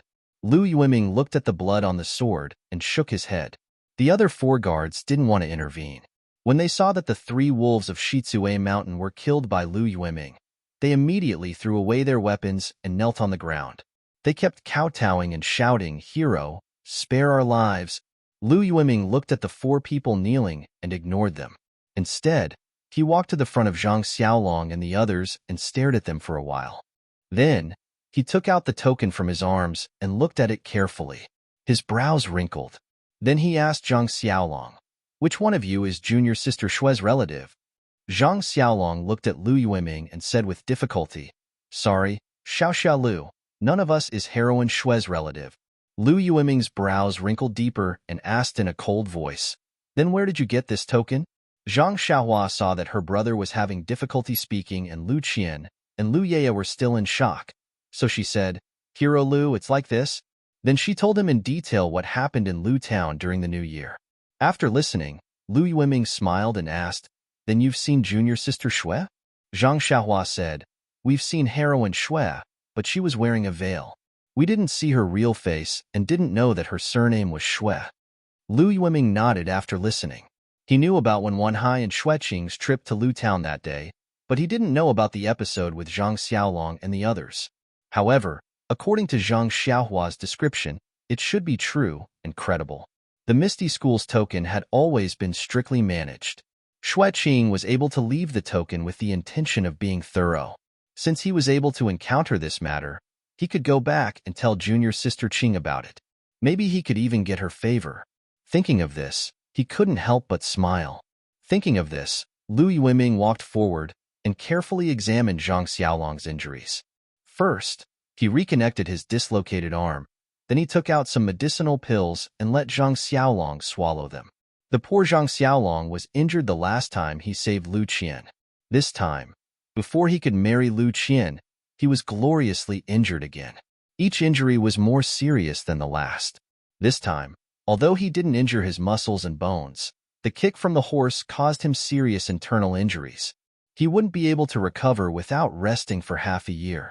Of course, Lu Yiming didn't know about the well water, so he could only tell Zhang Xiaolong to rest well for half a year.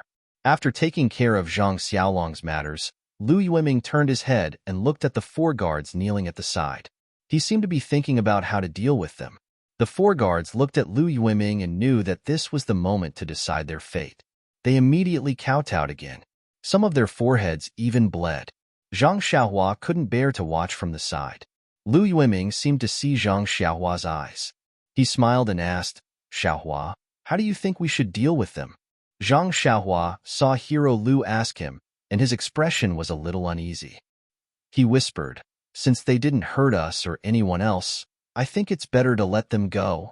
Lu Yiming looked at him with interest and said, "Are you pitiful because they are kowtowing?" Zhang Xiaohua blushed and said, "Yes, looking at them kneeling there and kowtowing non-stop, they are really very pitiful." Lu Yiming put away his smile and said, "Xiaohua, you have to remember, pitiful people must have a hateful side. Just now, it wasn't that they didn't want to hurt people. First, their fort master didn't give the order to kill people. Second, this is the Great Tao. Killing people will cause a lot of trouble. They probably can't afford to provoke it. If the one being killed now wasn't their fort master but me, do you think they would be so pitiful? Do you think they would spare your lives?" Zhang Xiaohua nodded thoughtfully. Lu Yiming continued, "Do you know what it means to eradicate evil completely? It means to eradicate evil completely. Don't leave a trace of evil behind. If I let them go today, they might come looking for trouble tomorrow. At that time, you will want to cry but have no tears." When the 4 people heard Lu Yiming educate Zhang Xiaohua like this, they all raised their heads and looked at each other. They immediately fled in all directions. How could they be in such a sorry state just now? Lu Yiming looked at Zhang Xiaohua's stunned expression and chuckled. He seemed to have been prepared. First, he picked up the padao of the 2 wolves of Shizue Mountain, one in each hand. He pulled it out from the left and right. The padao was like a rainbow piercing through the sun. It pierced into the back of the 2 people. Pucci, the remaining force didn't decrease. It rushed forward and was firmly nailed into the ground.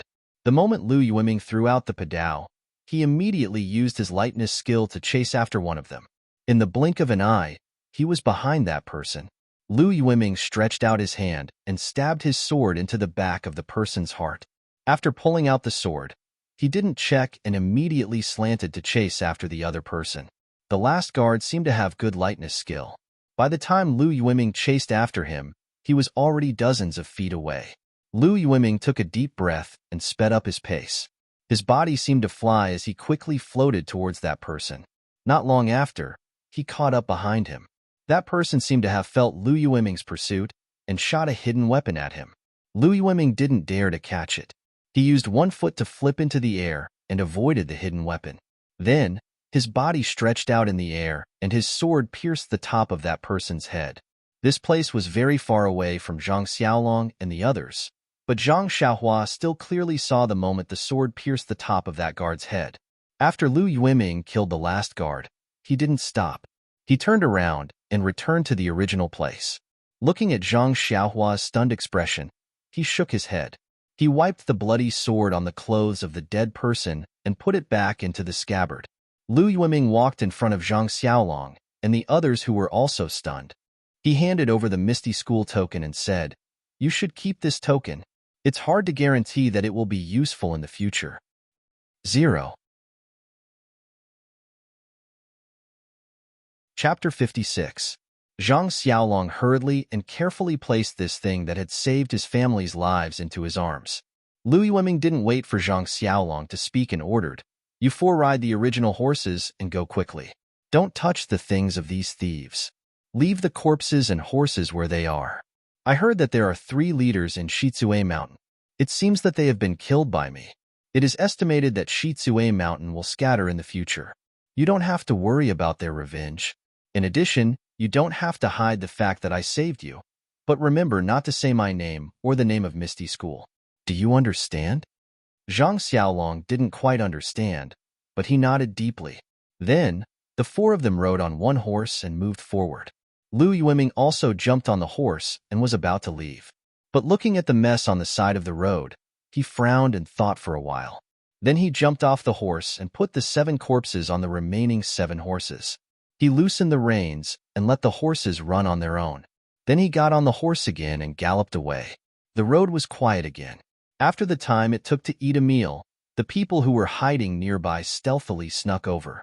Seeing that there were no bandits by the roadside, they tidied up the bridal sedan chairs and other things, thinking that the bride and groom had already been murdered. Feeling sorry for them and lucky for their own luck, they slowly returned to Guozhuang. In the small courtyard of Guozhuang House, since Zhang Xiaolong led the wedding procession out, the people in the family were busy. They not only greeted the neighbors in the village and asked them to sit down, but also prepared all the things needed for the wedding ceremony according to the countryside. Zhang Kai and Guosufei ran in and out almost without touching the ground. They kept muttering something and looked here and there, for fear of missing something. When the sun was high in the sky, the couple was slightly relieved and sat down tiredly. This poor family was so tired to marry a wife. Wouldn't the rich family be tired to death? But they forgot that they had special servants. How could they do it themselves? Everything was prepared at home, and the necessary ceremony had been entrusted to the people in the village who were familiar with it, so there shouldn't be any mistakes.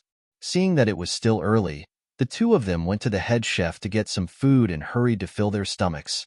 After resting for a short while, Zhang Kai and Guosufei arrived at their grandmother's hut. Their grandmother had woken up early. Guosufei had made a new set of clothes for her mother a few days ago. She had just put it on today. When her grandmother heard someone coming in, she asked, "Guosufei, Xiaolong and the others are back, right?" Guosufei smiled and said, "Mother, not yet, but I think it will be soon.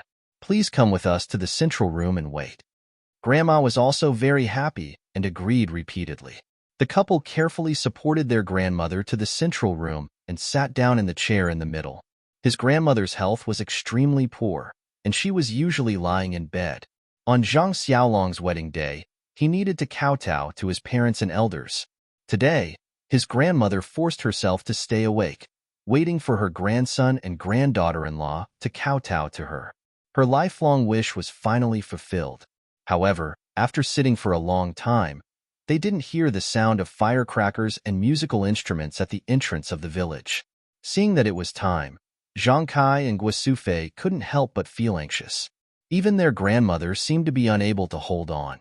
Just when everyone was guessing, suddenly, someone shouted, "Look, it's Lu Er, the Suona player. Why did he come back?" Sure enough, across the low courtyard wall of the Zhang family's courtyard, a person could be seen running here from a distance.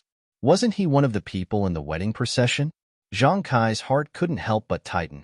He knew something was wrong and immediately rushed out of the central room. Before he reached the courtyard, he heard Lu Er's horse shout, "Not good. Xiaolong and his wife encountered the bandits of Shizue Mountain." This sentence was like a ladle of water dripping into a pot of oil.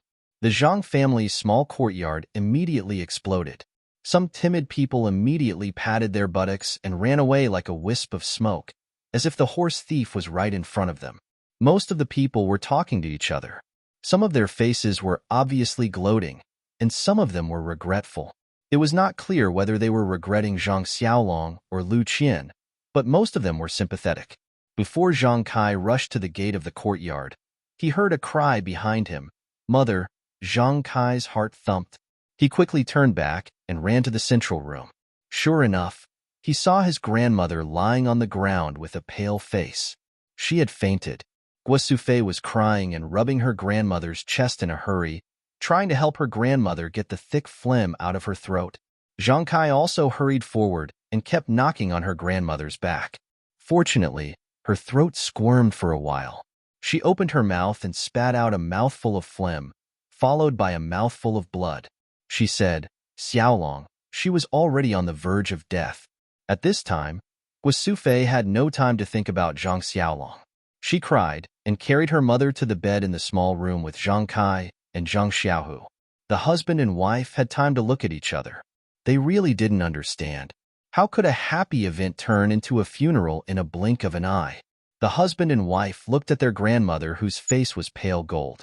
They felt like a knife was being twisted in their hearts. Zhang Xiaolong's life was uncertain, and their mother was going to go far away. What should they do? Zhang Kai left Guosufei to take care of her grandmother. He and Zhang Xiaohu then went to the central room. Some of the people in the courtyard had already left. Many people had also entered the central room and were listening to Lu Er. Seeing Zhang Kai come in, Lu Er started talking from the beginning. This Lu Er's mouth was also very nimble. He actually described Zhang Xiaolong and Zhang Xiaohua's archery to how they solved the difficult problem vividly. He also remembered Zhang Xiaolong's poem without missing a word.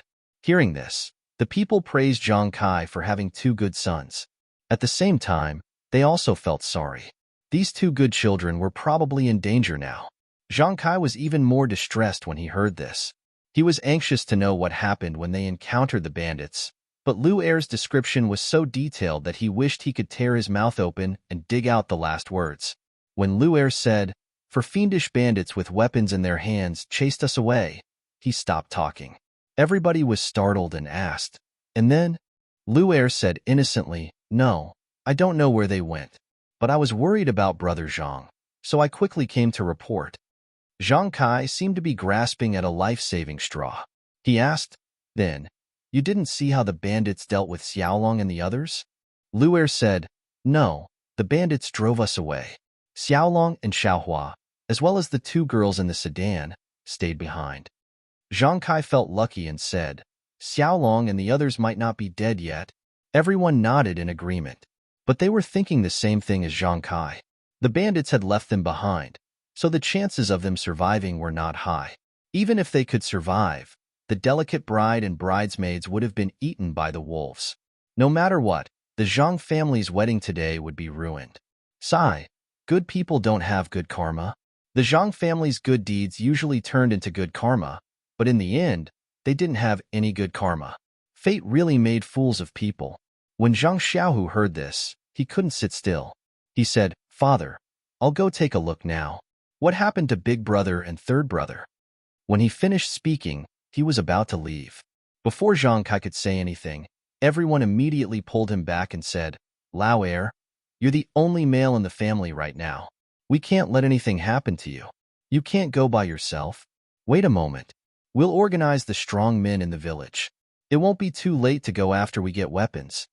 Thus, everyone in the courtyard quickly went out and mobilized the young laborers of the Guozhuang house.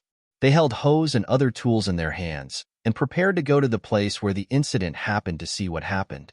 But just as the group of loose people walked out of the Guozhuang house's village entrance, they saw a horse coming towards them, carrying 4 people on its back. A sharp-eyed person immediately recognized them and shouted loudly, "It's Zhang Xiaolong and Zhang Xiaohua. Ah, they're back. They're still alive." Everyone cheered and rushed over. Zhang Xiaohu rushed at the front of the crowd. When everyone received Zhang Xiaolong and the others, they saw the tattered clothes on the 2 brothers and the blood on their bodies. A few people carefully carried Zhang Xiaolong down. Zhang Xiaohu also carried Zhang Xiaohua down from the horse. He looked at the marks on his shoulder with heartache. Lu Qian and Lu Yeye didn't get down from the horse. They were still in shock and their legs were still weak. They couldn't walk. Some people led the horses forward slowly. Some people with fast legs had already run back to report to the Zhang family. Before the crowd reached the center of the village, Zhang Kai and Guo Sufei, who had received the news, had already rushed over. When they saw their sons and daughter-in-law were alive and well, they couldn't help but cry. They only used their hands to carefully touch their son's wounds and said, "Good, good." It wasn't until they reached the entrance of the Zhang family's courtyard that Guo Sufei woke up from her dream. She said, "Xiaolong, Qian, come over and meet your grandmother." At this time, she didn't care whether Lu Qian could walk or not. She went forward to help her get down from the horse and helped her walk into her grandmother's house. Grandmother was already a little delirious at this time. When she heard that her grandson came back alive, she couldn't help but feel refreshed. There was a flush on her face. Her gray eyes seemed to be able to see her beloved grandson and granddaughter-in-law. She muttered, "Bow to heaven and earth, bow to heaven and earth." Hearing her mother's words, Guo Sufei also woke up. The custom in the village was that when a happy event met with a funeral of an elder, one had to step back. Grandmother didn't want to delay Zhang Xiaolong's wedding because of her departure. Therefore, Guo Sufei also gritted her teeth and hurriedly asked Zhang Kai to prepare for the wedding ceremony. Grandmother was also energized at this time. She insisted on going to the central room to accept the kneeling of her new daughter-in-law and grandson. Guo Sufei and Zhang Kai had no choice but to carry their mother to the central room. "Please collect, thank you." 0. Chapter 57. The wedding ceremony of Zhang Xiaolong and Lu Qian was carried out in a hurry in the central room of the Zhang family's small courtyard. On the chair in the middle of the central room, Zhang Xiaolong's grandmother was reclining there with a flushed face. Zhang Kai and Guo Sufei were holding her arms on both sides. When Zhang Xiaolong and Lu Qian kowtowed to her, Zhang Xiaolong's grandmother smiled very brightly. However, the blush on her face was fading visibly. When the villagers who specialized in etiquette shouted, "The ceremony is over," the bride and groom enter the bridal chamber. Only then did the blush fade away. Zhang Xiaolong closed her eyes peacefully with a smile on her face. Guo Sufei and Zhang Kai felt that their hands were heavy. Guo Sufei immediately shouted sadly, "Mother." This was the second time today that she called her mother in the central room, and it was also the last time. At this time, Lu Qian did not care about the rules. She tore off the red veil and carried her grandmother's body back to the small house with Guo Sufei and Zhang Kai. In the courtyard, the people in the central room looked at each other. They did not know whether the Zhang family was going to hold a wedding or a funeral today. Only the acquaintances who knew the situation secretly wiped their tears. Zhang Xiaolong walked into the small house with the help of Zhang Xiaohu and Zhang Xiaohua. On the bed in the small house, Zhang Xiaolong's grandmother was lying there as if she was sleeping peacefully. Without the interference of the illness and the fear of disturbing her grandson's sleep, she was sleeping peacefully with a smile on her face. Zhang Xiaohua looked at his grandmother's face that had been engraved in his heart. It seemed that he did not feel sad, but his heart was empty, very empty. His mother's sorrowful cry came into his ears. He himself was very puzzled. He should be very sad, but why was he not? Was his grandmother really resting? No, definitely not. Zhang Xiaohua could not feel the life that he could feel a few days ago in his grandmother's body. His grandmother was really gone. She really left him. Zhang Xiaohua silently looked at her crying mother, father, and brothers. There were no tears in the corners of her eyes, and her eyes weren't even red. In his grandmother's small house, the mournful cries of the relatives continued for a long time before most of the people in the courtyard dispersed. When Zhang Kai calmed himself down and came out, he looked at the villagers in the courtyard. He could only apologetically cup his hands and ask them to help him put away all the festive items and replace them with the black and white items used for the funeral. When they were done, the wedding procession that had escaped for their lives came back in scattered pieces. When they saw the funeral procession, they thought it was for Zhang Xiaolong and the others. When they heard the explanation, they knew the reason. The musical instruments in the village were used for both festive and funeral processions. When they saw the situation, they sympathized and hurriedly sent people to get the funeral clothes. They changed on the spot, ate some food, drank some water, and immediately played the funeral music. At this time, the people in the Zhang family also put on mourning clothes. Zhang Xiaolong was seriously injured and could only be bedridden again. It was just that pitiful Lu Qian. She had just married into the family and had to change into mourning clothes. She also had to wash and change her grandmother's clothes. It was really difficult for her. Zhang Kai looked at his busy daughter-in-law, and his heart was full of guilt. When he was young, his parents died. He did not enjoy the happiness of a family reunion and married into the Guozhuang house. Guosufei's parents loved him like a son. After sending off his father-in-law and mother-in-law, he felt as if his heart was being cut by a knife. Thinking about the little things that happened in this small courtyard, his tears could not help but fall again. Xiaolong had the good fortune to marry Lu Qian. He hoped that when he left in the future, he would not find trouble for them. Grandmother's coffin and clothes were prepared early. Not long after, it was ready. Zhang Kai, Zhang Xiaohu, Guo Sufei, and Lu Qian put grandmother's body in the coffin together. They asked people to carry the coffin to the central room. The central room was not big. After the coffin was put in, there was almost no space left. According to the custom in the countryside, the coffin of the funeral had to be left at home for 7 days for the family and relatives to worship. After this time, the lid could be nailed and the coffin could be placed in a place. Funerals were not as good as happy events. There were many things that the family did not care about. Zhang Kai and Guo Sufei went to the village patriarch and asked people to come and help. The Guozhuang house's family was also old. There were many people who came to help, so the funeral went smoothly. At night, the noise in the courtyard gradually faded. The swaying light in the central room pulled the shadow of the coffin, which kept swaying in front of Zhang Xiaohua. Zhang Xiaohua and the rest knelt in the small space beside the coffin. Guo Sufei kept sobbing and seemed to have used up all her strength. Lu Qian also knelt beside Guo Sufei and used her hands to support her, wiping her tears from time to time. Her grandmother treated her extremely well. Although they did not talk much, her grandmother would always reveal a kind smile whenever she saw her, which made her feel endless warmth. Although she was already mentally prepared, it was too unexpected for her grandmother to pass away during her wedding ceremony. Thinking about her short ceremony, Lu Qian did not want to blame this kind and considerate elder. Perhaps this was all fate? Lu Qian could also see the apology in Zhang Kai's eyes. She deeply felt the warmth of this family. However, this was the beginning of her marriage to the Zhang family. Would the future be a blessing or a curse?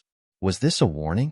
In fact, looking at Guo Sufei's sad appearance and thinking about her grandmother, she felt that her life was worth living. She had many grandchildren and a harmonious family. Except for some poverty, everything was perfect. She did not know what she would be like when she was old. Just as Lu Qian was thinking about random things, Zhang Xiaohua's mind was also constantly turning. Zhang Xiaohua knelt in the shadow of the corner, looked at the huge coffin in front of him, and thought, "Is this the final destination of my grandmother's life?" Ever since everyone had told them about what had happened at home that night, Zhang Xiaohua had been thinking, if I knew martial arts, I could have chased away the bandits when they attacked. If my brother and I could have married my sister-in-law safely, my grandmother wouldn't have left so early. She would have happily watched my brother and sister-in-law get married. She might even have been able to hold my brother and sister-in-law's child happily. Zhang Xiaohua's thoughts were in a mess. Perhaps, he had thought about a lot of things. Many hypotheses only had one fulcrum, and that was that he must know martial arts and have the ability to turn the tide. But did he have it? Therefore, Zhang Xiaohua finally made the first decision in his life. He wanted to learn martial arts. But how to learn martial arts? He was still confused. But since he had a target, everything would be easy to handle. Thinking of learning martial arts, Zhang Xiaohua suddenly thought of Misty. From Wen Hai, Xueqing, to Lu Yueming, everyone left a deep impression on him.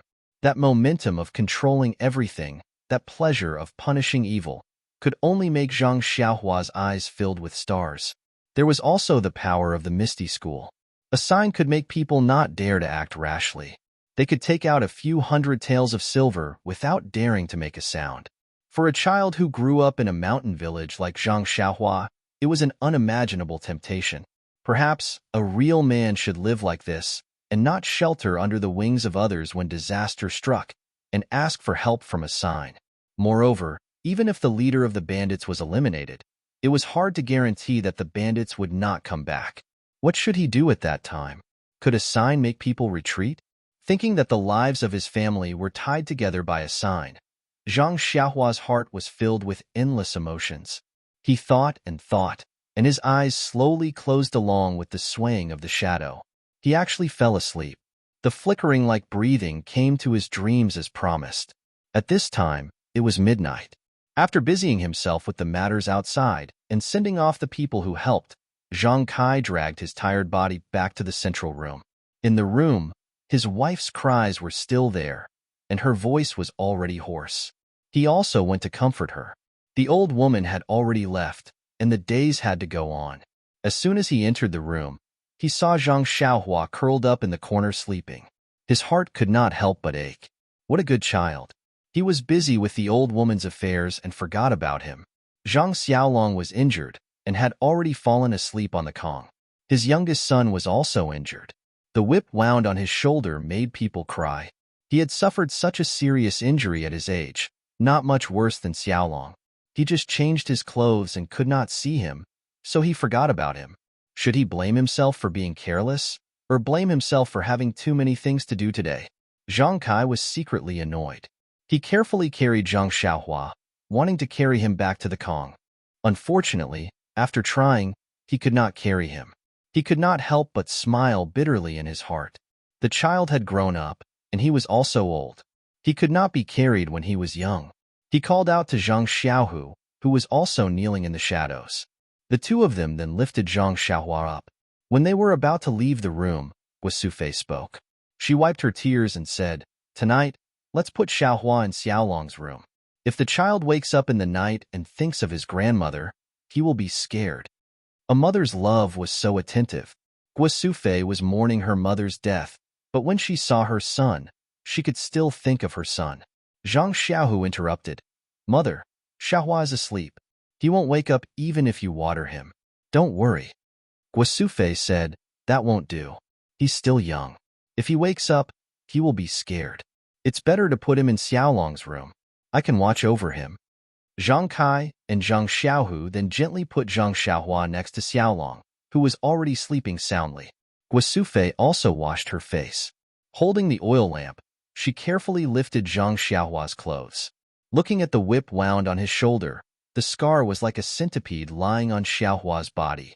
Then looking at Xiaohua's childish face, Guasufei could not help but burst into tears again. This child was so seriously injured that he did not even tell her in detail when he came back. After changing his clothes, he went to watch over his grandmother's coffin. He did not even eat dinner. From the morning until now, he had experienced so many hardships and endured so much pressure. As his mother, she had long forgotten about him. At this moment, if he was not so tired, perhaps he would still be accompanying her in the central room. It was better to let him have a good rest. Guasufei came out from the inner room and let Zhang Xiaohu and Lu Qian go back to rest. She and Zhang Kai came to accompany her grandmother. Zhang Xiaohu and Lu Qian did not agree at first, but Guasufei insisted again and again. Only then did they go back. Zhang Xiaohu naturally slept in the inner room, so that he could take care of his two injured brothers at any time. Lu Qian, on the other hand, fell asleep as soon as she laid down on the Kong bed. Today's encounter was too bizarre. Please accept it. Thank you. In the works related, there is a prose of longing. Everyone, please enjoy it. 0. Chapter 58. The next morning, when the sun rose, a group of people was already waiting quietly in front of the jujube forest on the ring finger of Stoneman Peak. The person in front was the green-clothed and green-scarfed householder Yinming. Behind him were three young men, one of whom was Lu Yueming, who had saved Zhang Xiaolong and the others on the road yesterday. Lu Yueming was not as arrogant as he was yesterday. He stood behind the crowd with his hands behind his back, looking at Yinming Jusher in front of him, waiting quietly. It was still the same shadow that crossed the jujube forest at dawn. Yinming Jusher used his qinggong to leap over and left a mark on the two jujube trees. However, after a while, he was stunned. because on the two jujube trees, other than the two deep marks he had just made, there were no other marks on the tree trunks. What about the sword marks he had made on the tree last month? Scholar Yinming was surprised. The sword mark that was 3 inches deep into the tree couldn't be healed in a month. Even if it was healed, there should still be a mark. Could it be that it wasn't the two jujube trees that were affected? Yinming Jushi's heart skipped a beat. This is bad. If it wasn't the original entrance, I'm afraid it would be troublesome to enter the forest. As he thought about it, he carefully examined the nearby wild jujube trees, but he found nothing. It seemed that he had never carved any marks on the trees of this forest. At this time, a short and stout young man in black clothes with a sincere face came up to him and asked, "Martial Uncle Yinming, do you have any questions?" Yinming Jushi looked back and saw Tan Feng from the Tan family. Scholar Yinming couldn't help but smile. The people from the Tan family were all short, plump, and honest. They looked very reassuring. It was really as if they were from the same family. He smiled and told Tan Feng the reason. When Tan Feng heard this, he said, "That's easy." Then, he said to a thin young man in white, who looked like a scholar, "Brother Zhang, why don't you come with me and see if there are any sword marks on the trees?" "Brother Lu and Martial Uncle Yinming, can you go over there and see if there are any sword marks?" The scholar was Zhang Zhaoyang from the 10,000 Swords Peak. His face was thin and his eyes were sharp. He didn't say much and only said, "Okay." He then turned around and walked to the other side. Tan Feng followed behind him, his eyes carefully looking at the jujube trees in the periphery. Lu Yiming was still looking at Yinming Jushi with a smile, waiting for his orders. Yinming Jushi didn't say much. After greeting him, he turned around and walked to the other side. Lu Yiming also quickly followed behind him. Yinming Jushi walked a few steps and then slowed down. He muttered in his heart. In fact, the sword mark from last time was in the vicinity. If he went any further, he definitely wouldn't find it. Was there a need to look all around the periphery of the sour date forest? Lu Yiming, who was behind him, seemed to understand his thoughts. He said from behind, "Uncle Yinming, is this where the mark you carved last time?" Yinming Jushi stopped in his tracks and turned around to say, "Yeah, I think there shouldn't be any further ahead." Lu Yiming continued, "Then Uncle Yinming will carefully look around here. How about this junior go and take a look?" Yinming Jushi said with a smile, "The Misty School really is getting stronger with each generation. This sect leader O is so lucky to have all the outstanding disciples under his tutelage. Okay, you go take a look. Be careful. I'll stay here." Lu Yiming also smiled and nodded. He continued to look around, leaving Yinming Jushi behind him. Leaving aside Yinming Jushi, who stayed in place and thought about what to do next, the other three looked from the beginning to the end of the sour date forest. Just as Yinming Jushi expected, they didn't find anything.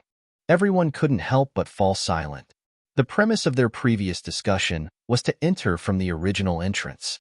Since the entrance was different from before, then the steps of their discussion were obviously invalid. What should they do? The three of them stood quietly, thinking while waiting for Yinming Jushi's instructions. This time, the three of them came to the five-clawed peak in the same way as the four sects did last time. They all sent their second-generation disciples, but this time they did it more secretly. As early as the leaders of the four sects returned from Mount Wudong, they frequently sent different disciples to different places to deal with affairs. They were afraid that the spies of other sects would figure out their details. These three people were just one of the operations. Only a moment before they set off, the leaders of the four sects told them the goal of this operation and secretly told them everything they should pay attention to. After they left, there were still many disciples sent out continuously. Even many of the core figures in the four sects didn't know who was carrying out what task. Therefore, these three people could hide from the spies of other sects and smoothly arrive here. The disciples who could be sent to participate in this matter were, of course, the leaders of the four sects. After knowing the preciousness of the secret plane, the four sects would not take it lightly. Moreover, these three people had all taken the secret pills of the four sects. Their profound skills were also quite powerful in Jianghu. Otherwise, Lu Yiming alone could easily deal with the 7 people of Shizue Mountain yesterday. If it were Wenhai and Xueqing a month ago, it would not be so easy. Although they had made a mistake in their operation, The three of them were all people with calm personalities. Even Tan Feng, who appeared to be a little boorish, remained silent and focused, quietly waiting for Scholar Yinming's orders. Scholar Yinming pondered for a long time and said, since the entrance is no longer the same as before, it might not necessarily be unsafe. However, we can't just follow what we've said before and enter the forest according to the chant we used last time. Perhaps there will be a new chant this time. You all should bring your own skins. I'm sure your teachers have already told you how to use them. Now, let's see if the chant is the same. When everyone heard this, they took out their skins from their arms, cut their fingers with a knife, and wiped the blood on it. However, this time everyone, including Yinming Jushi, was even more stunned. The place where the chant was originally displayed was now blank. The others didn't feel anything, but Yinming Jushi immediately broke out in a cold sweat. Even though his martial arts had greatly improved, he couldn't help but be on guard. He turned his head and looked around vigilantly. This was too strange. Yinming Jushi, who had originally been ambitious and wanted to go in and reap a harvest, was now unwilling to go in no matter what. He had roamed the Jianghu for so many years and had never heard of words written on skins disappearing. This thing had already exceeded Yinming Jushi's scope of understanding. He was timid and cautious, but as a veteran of the Jianghu, he immediately determined that this was a minefield. They couldn't take half a step forward. The best way was to obediently wait until the 15th of the first month of the next year and try their luck again. However, Yinming Jushi didn't show any signs of fear. He still said casually, since the chant isn't here, there must be two reasons. The first is that this time is the same as last time. The second is that the chant hasn't appeared yet because the time isn't right. Speaking up to this point, he didn't quite believe his own two explanations. If it was the same as last time, then the chant should have appeared just like last time. But what if the time wasn't right? In this world, there really weren't any words that could be related to the time and only appear when the time was right. This was too inconceivable. In short, no matter what the reason was, Yinming Jushi said, we don't have the chant right now. We can't guarantee that the chant we used last time can be used now. In view of this situation, I don't recommend that everyone enter the forest. What do you guys think? The three people in front of Yinming Jushi, although their martial arts weren't as good as his, and their seniority wasn't as high as his, they still represented their respective schools. Yinming Jushi still looked at them very patiently, waiting for their answers. Lu Yueming's eyes turned, but he didn't speak. In fact, before coming here, Peng had already explained that although the matter of the secret plane was very important, the Misty School's current strength was enough. Expanding their territory was the most important thing. Of course, it would be good to be able to enter the secret plane and obtain precious herbs. Even if they couldn't enter, they had to first keep this secret and leave it for next year. Therefore, Lu Yueming already had a plan in mind. Seeing that Yinming Jushi seemed to have the same thoughts as him, he didn't say much. Tan Feng of the Tan family frowned.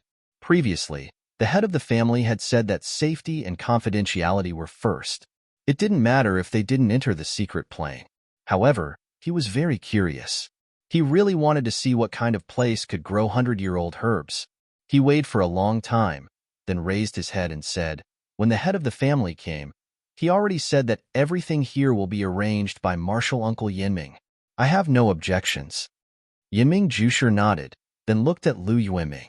Lu Yueming naturally also agreed. Finally, he looked at Zhang Zhaoyang of the Wanjian Peak. Zhang Zhaoyang didn't frown and think like Tan Feng. His face was calm, his eyes looking at the Swanjujube forest as if it was a small forest where he played as a child. He seemed to have decided long ago, but had been waiting for other people's decision.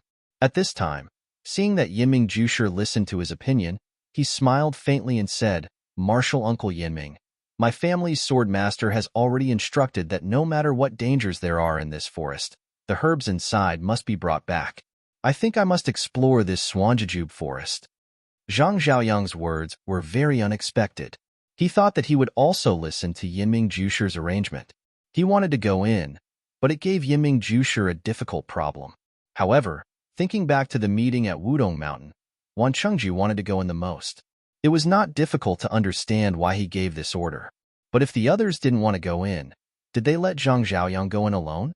Yiming Jushi pondered for a long time, but didn't know how to answer him. Zhang Xiaoyang saw that Yiming Jushi didn't directly answer him, and naturally knew what he was thinking. He cupped his hands to Yiming Jushi and the other two and said, "Martial Uncle Yiming, brothers, I have already made preparations to enter the forest this time. There shouldn't be any danger. If you all don't want to go with me, then let me go in alone. I can also help you all scout the way. What do you think?" The last sentence was directed at Yiming Jushi. 0. Chapter 59. Hearing Zhang Xiaoyang's words, Yiming Jushi knew that he had made up his mind. He said to Lu Yueming and Tan Feng, "I'm going to stay here. What about you guys?" Lu Yueming and Tan Feng looked at each other and said, "We won't go in either. We'll stand guard here for Brother Zhang." Yiming Jushi nodded and said to Zhang Xiaoyang, "The nephew Zhang, you should go in. You know the chant, right?" Zhang Xiaoyang smiled and said, "Go straight for 10 trees, right for 8 trees, back for 6 trees, left for 6 trees. I've already memorized it in my heart. Is it correct?" Yiming Jushi said, "That's right. That's the one. Master of 10,000 swords is very thoughtful." This sentence seemed to have a double meaning, but Zhang Xiaoyang didn't care. Instead, he checked his bag and took out a bundle of long, thin, snow-white string. Yiming Jushi's eyes lit up and asked, "Nephew Zhang, is this string woven from snow silk?" Zhang Xiaoyang smiled and nodded, praising, "Martial Uncle Yiming's eyes are indeed sharp. This is indeed woven from the snow silk that can only be found in the frozen lands of the far north, mixed with other precious strands." Yiming Jushi asked again, "I heard that this snow silk is abnormally tough. Ordinary swords can't cut it. Is that true?" Zhang Xiaoyang said, "That's right. Why don't Martial Uncle give it a try?" Yiming Jushi thought for a moment and said, "For nephew Zhang's safety, I'll give it a try." After saying this, he took out the sharp dagger that he used last time and said to Zhang Xiaoyang, "My dagger can cut through iron like mud. Can this string take it?"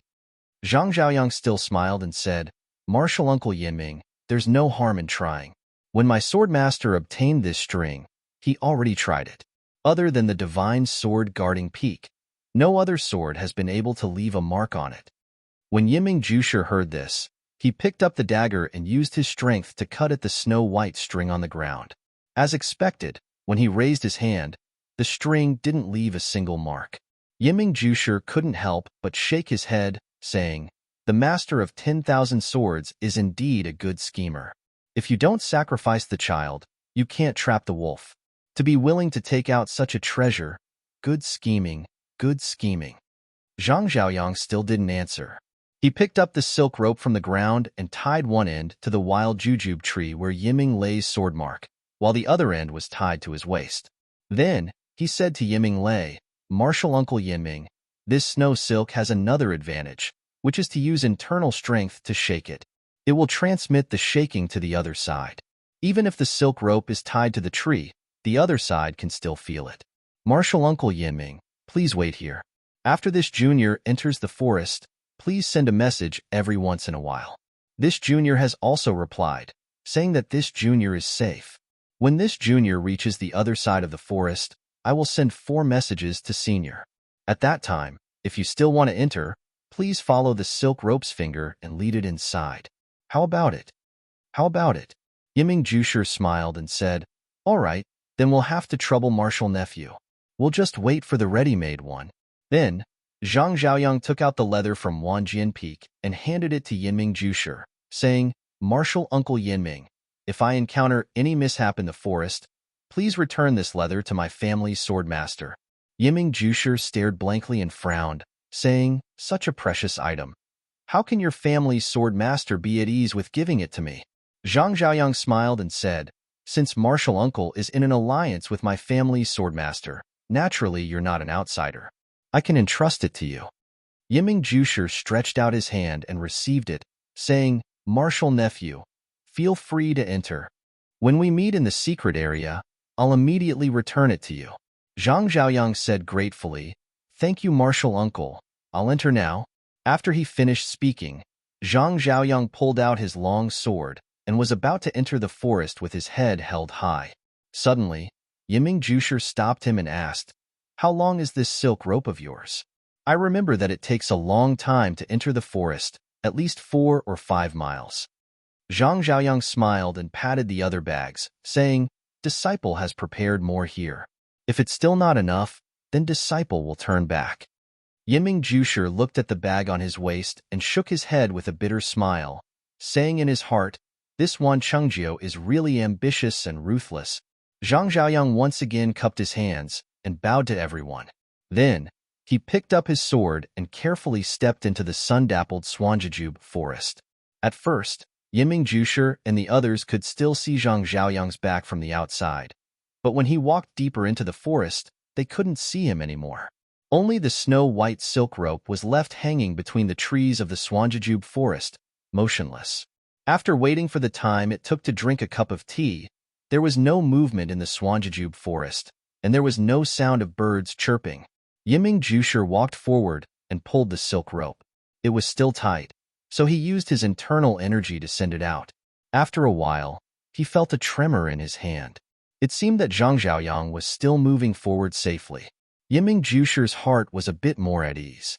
Yiming Jusher returned with his hands folded. Lu Yueming and Tan Feng naturally looked at him eagerly, waiting for Zhang Zhaoyang's news. Yiming Jusher smiled and nodded, but didn't say anything. In this strange place, Yiming Jusher felt a trace of pressure, so he couldn't help but use his mind to resist. Therefore, he, who didn't have much to say, was too lazy to say anything superfluous. After waiting for the time it took to drink a cup of tea, suddenly, Yiming Jusher's heart jumped for no reason. It seemed that, perhaps, he heard a scream in the forest, but his ears obviously didn't hear any movement. It was still a dead silent forest. He looked back at the two people beside him in surprise, but found that Lu Yueming and Tan Feng were also surprised, and their eyes were rolling around. He said in his heart, "Not good." He immediately jumped forward, put his hand on the silk rope tied to the tree, and used his internal energy. After a while, there was still no response. Yiming Jusher was very anxious, and used his internal energy to send a message again, but there was still no response.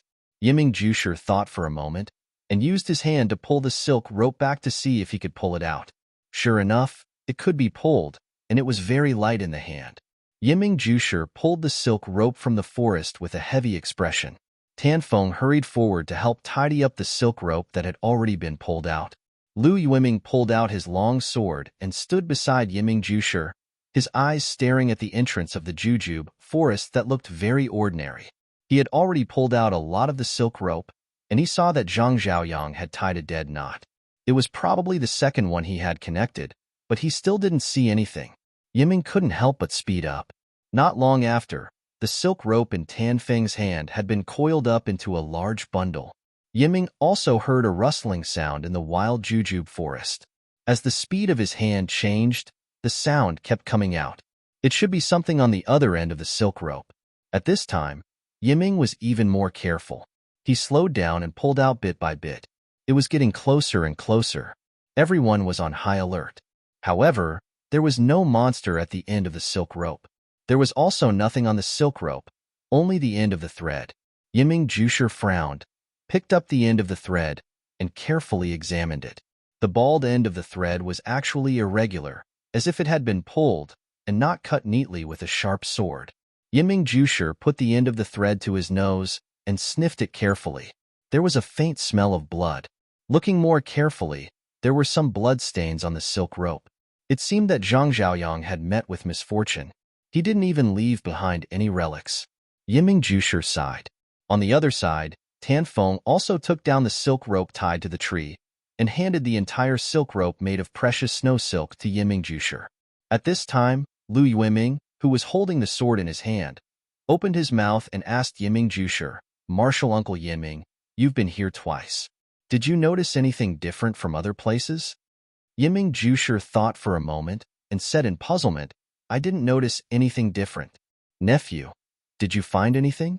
Lu Yueming looked at the deep forest of jujubes and said thoughtfully, "Martial Uncle Yiming, I grew up in the mountains. Although I've never seen such a large forest of jujubes, I often go to other forests of this size. After being here for so long, I always felt that this forest was different from other forests. After thinking for a long time, I realized that this forest is very strange. It's like there's a fog inside, and the sun can't shine in. Yiming Jusher chuckled and said, "Yes, nephew is very careful. The last time we entered, there was a fog inside, and we couldn't see very far. There wasn't much sunlight, and there were many animal and human bones inside." Lu Yiming nodded and said, "In most dangerous places, there will always be people who are curious and go in. Animals will also rashly go in, and the bones left behind are not special. However, there's something special here that doesn't exist elsewhere?" Yiming Jusher and Tan Feng asked curiously, "What's special about it?"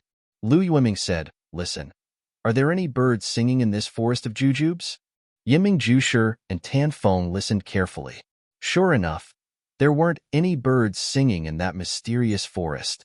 Yiming Jusher thought for a while and said, "Nephew is right. The last time I entered the forest, it was also completely silent. There weren't any birds singing."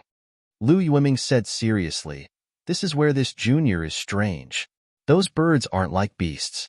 They have wings and can go anywhere in the world. Moreover, the forest is a bird's home. Doesn't Marshal Uncle Yiming find it strange that there aren't any birds singing in such a large forest of jujubes?" After hearing Lu Yiming's words, Yiming Jusher's heart suddenly swayed and seemed to sink. All the hair on his body stood up, and a cold sweat broke out on his back. He looked at the blood-stained rope in his hand and felt a wave of panic for no reason. He then looked at the forest of jujubes that was deathly silent like a sleeping monster. He didn't want to stay a moment longer, so he waved his hand and said, "Nephew, this isn't the place to talk. Let's leave first and find a safe place to talk." Lu Yiming and Tan Feng hurriedly said, "We'll follow Marshal Uncle Yiming's instructions." Yiming Jusher didn't say much and put the rope woven from snow silk into his bag. He took Lu Yiming and Tan Feng and used his qinggong to quickly leave and didn't look back. The silent forest of jujubes was filled with dense fog, as if nothing had happened. 0. Chapter 60. When the three of them used their qinggong to return to the Thumb Peak, they finally let out a sigh of relief. Yiming Jusher casually sat down on the crouching ox rock and asked, "Nephew, you haven't finished speaking yet, right? Let's hear it now." Lu Yiming said, "There are no birds in this forest." According to this junior's guess, there are only two reasons. The first is that there are fierce beasts in the forest that the birds are afraid of, so they don't dare to rest. However, this junior doesn't know what kind of fierce beast it is. In this junior's impression, there are no fierce beasts that can drive away birds. The second is that this forest is originally a formation. Does this formation also have the effect of isolating birds, preventing them from building nests here? Yiming Jusher pondered for a moment, then said, "Nephew's words have a certain degree of truth. However, this formation has long been lost in Jianghu. Its specific power is not something we can speculate about. Alas, in short, this forest has too many mysteries that we can't speculate about. It's better to wait until next year to enter. This time, we were able to keep our lives because we weren't greedy. Man proposes, God disposes. Don't force things that don't belong to you. The ancients didn't cheat you." At this point, Yiming Jusher's tone was unexpectedly very bleak, completely different from the spring of life when all things were revived. Lu Yiming and Tan Feng also looked at each other. In their eyes, besides panic, there was also luck. Just now, when they saw Zhang Zhaoyang's imposing manner, they almost wanted to follow him into the forest. However, at the last moment, they didn't let their hot-bloodedness cover their heads. Now that they thought about it, they were really lucky. However, the sect had a death order. These four hides definitely couldn't all fall into Yiming Jusher's hands.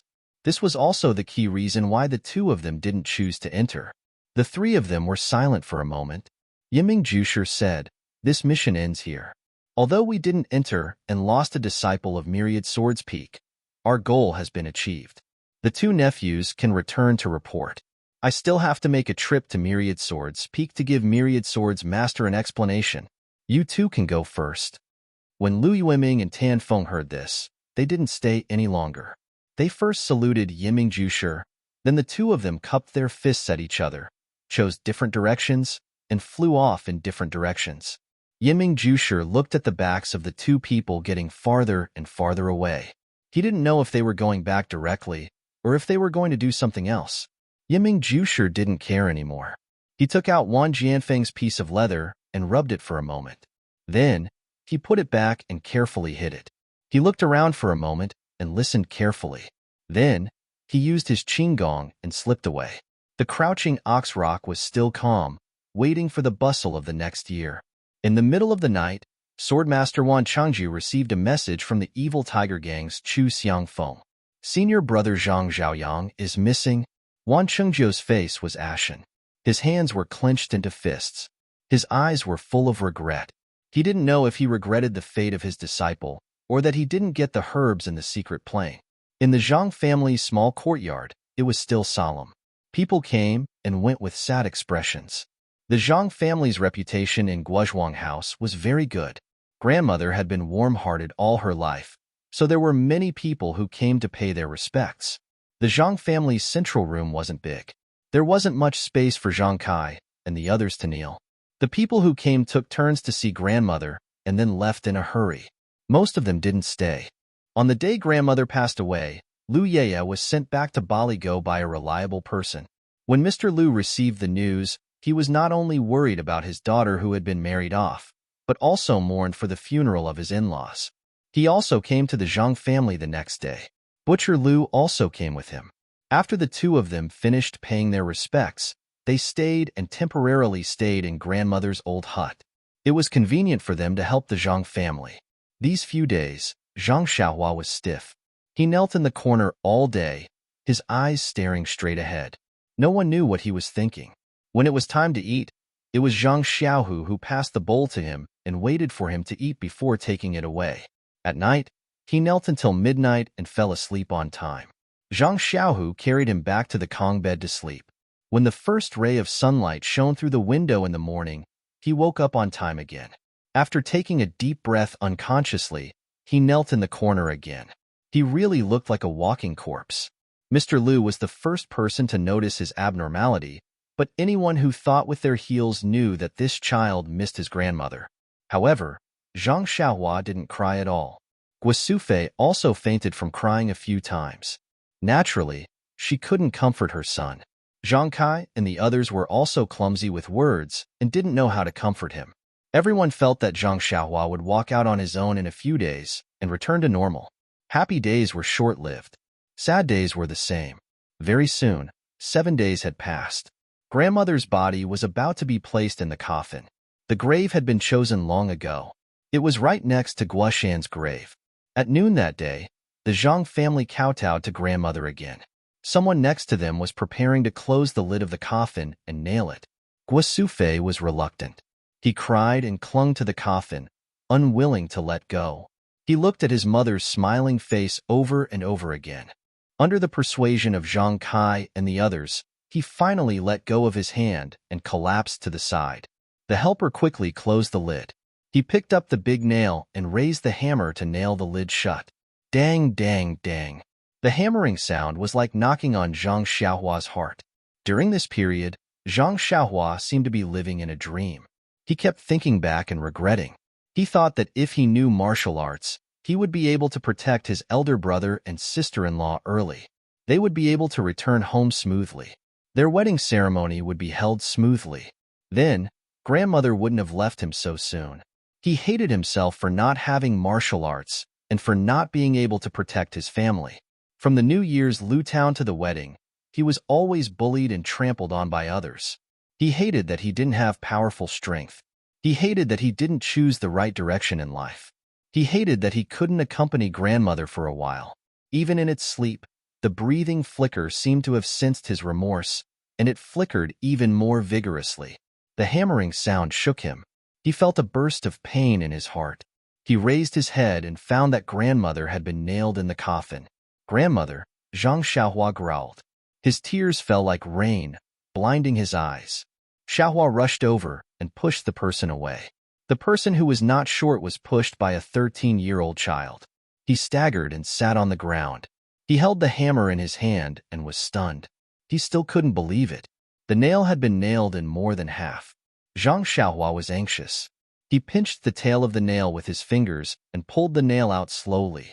Then, Xiaohua pushed the heavy lid aside. Grandmother's peaceful smile appeared in the dark coffin again. Zhang Xiaohua murmured, "Grandmother." Tears flowed down his cheeks, his clothes, and fell into the coffin.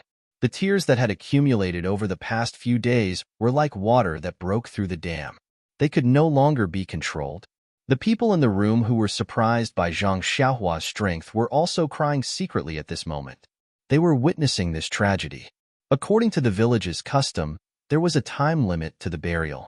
If it was too late, it would not be auspicious. It would affect the deceased's rest. So after crying for a while, everyone looked at the time and stopped. They only wanted to let the old woman pass away peacefully. However, Zhang Xiaohua was sad and no one could persuade him.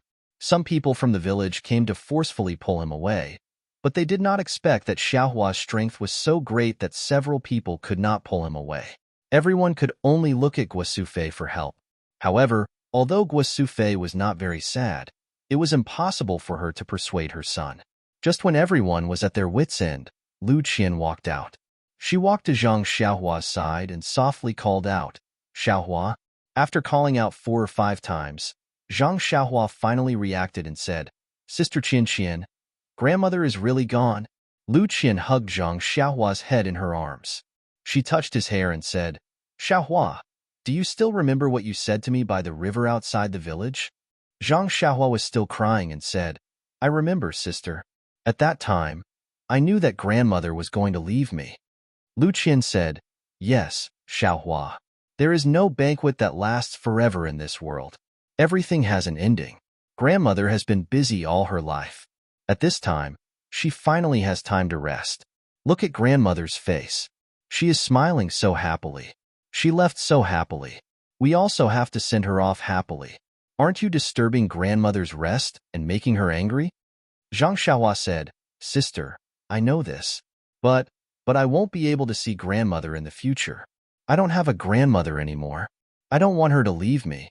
Lu Qian continued, "Then how long are you going to accompany grandmother? Half a day, 1 day, 2 days, or 10 days?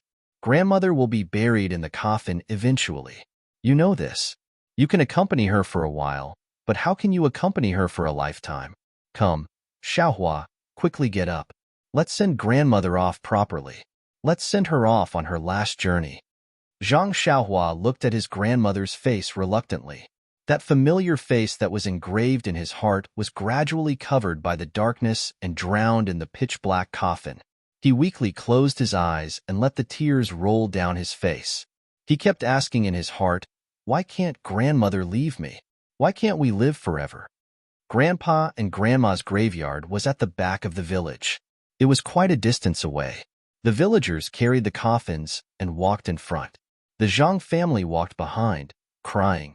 The villagers also followed to send off this familiar person. The grave had been dug. They carefully put the coffin in and covered it with soil. Not long after, a small new grave was formed. After the villagers who helped saluted and left, only the Zhang family and the Lu family were left in front of the grave.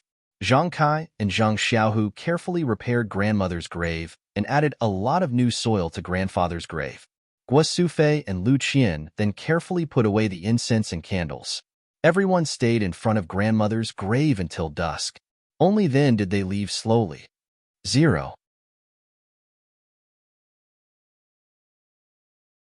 Chapter 61. The next day, Mr. Lu and Butcher Lu left. When Zhang Kai, Zhang Xiaohu, and Lu Qian saw them off at the village entrance, Zhang Kai promised to find the patriarch of the Guo family as soon as possible to discuss Mr. Lu's relocation. Mr. Lu said that it wouldn't be too late to talk about it after the Zhang family's matter was settled. Only then did everyone part.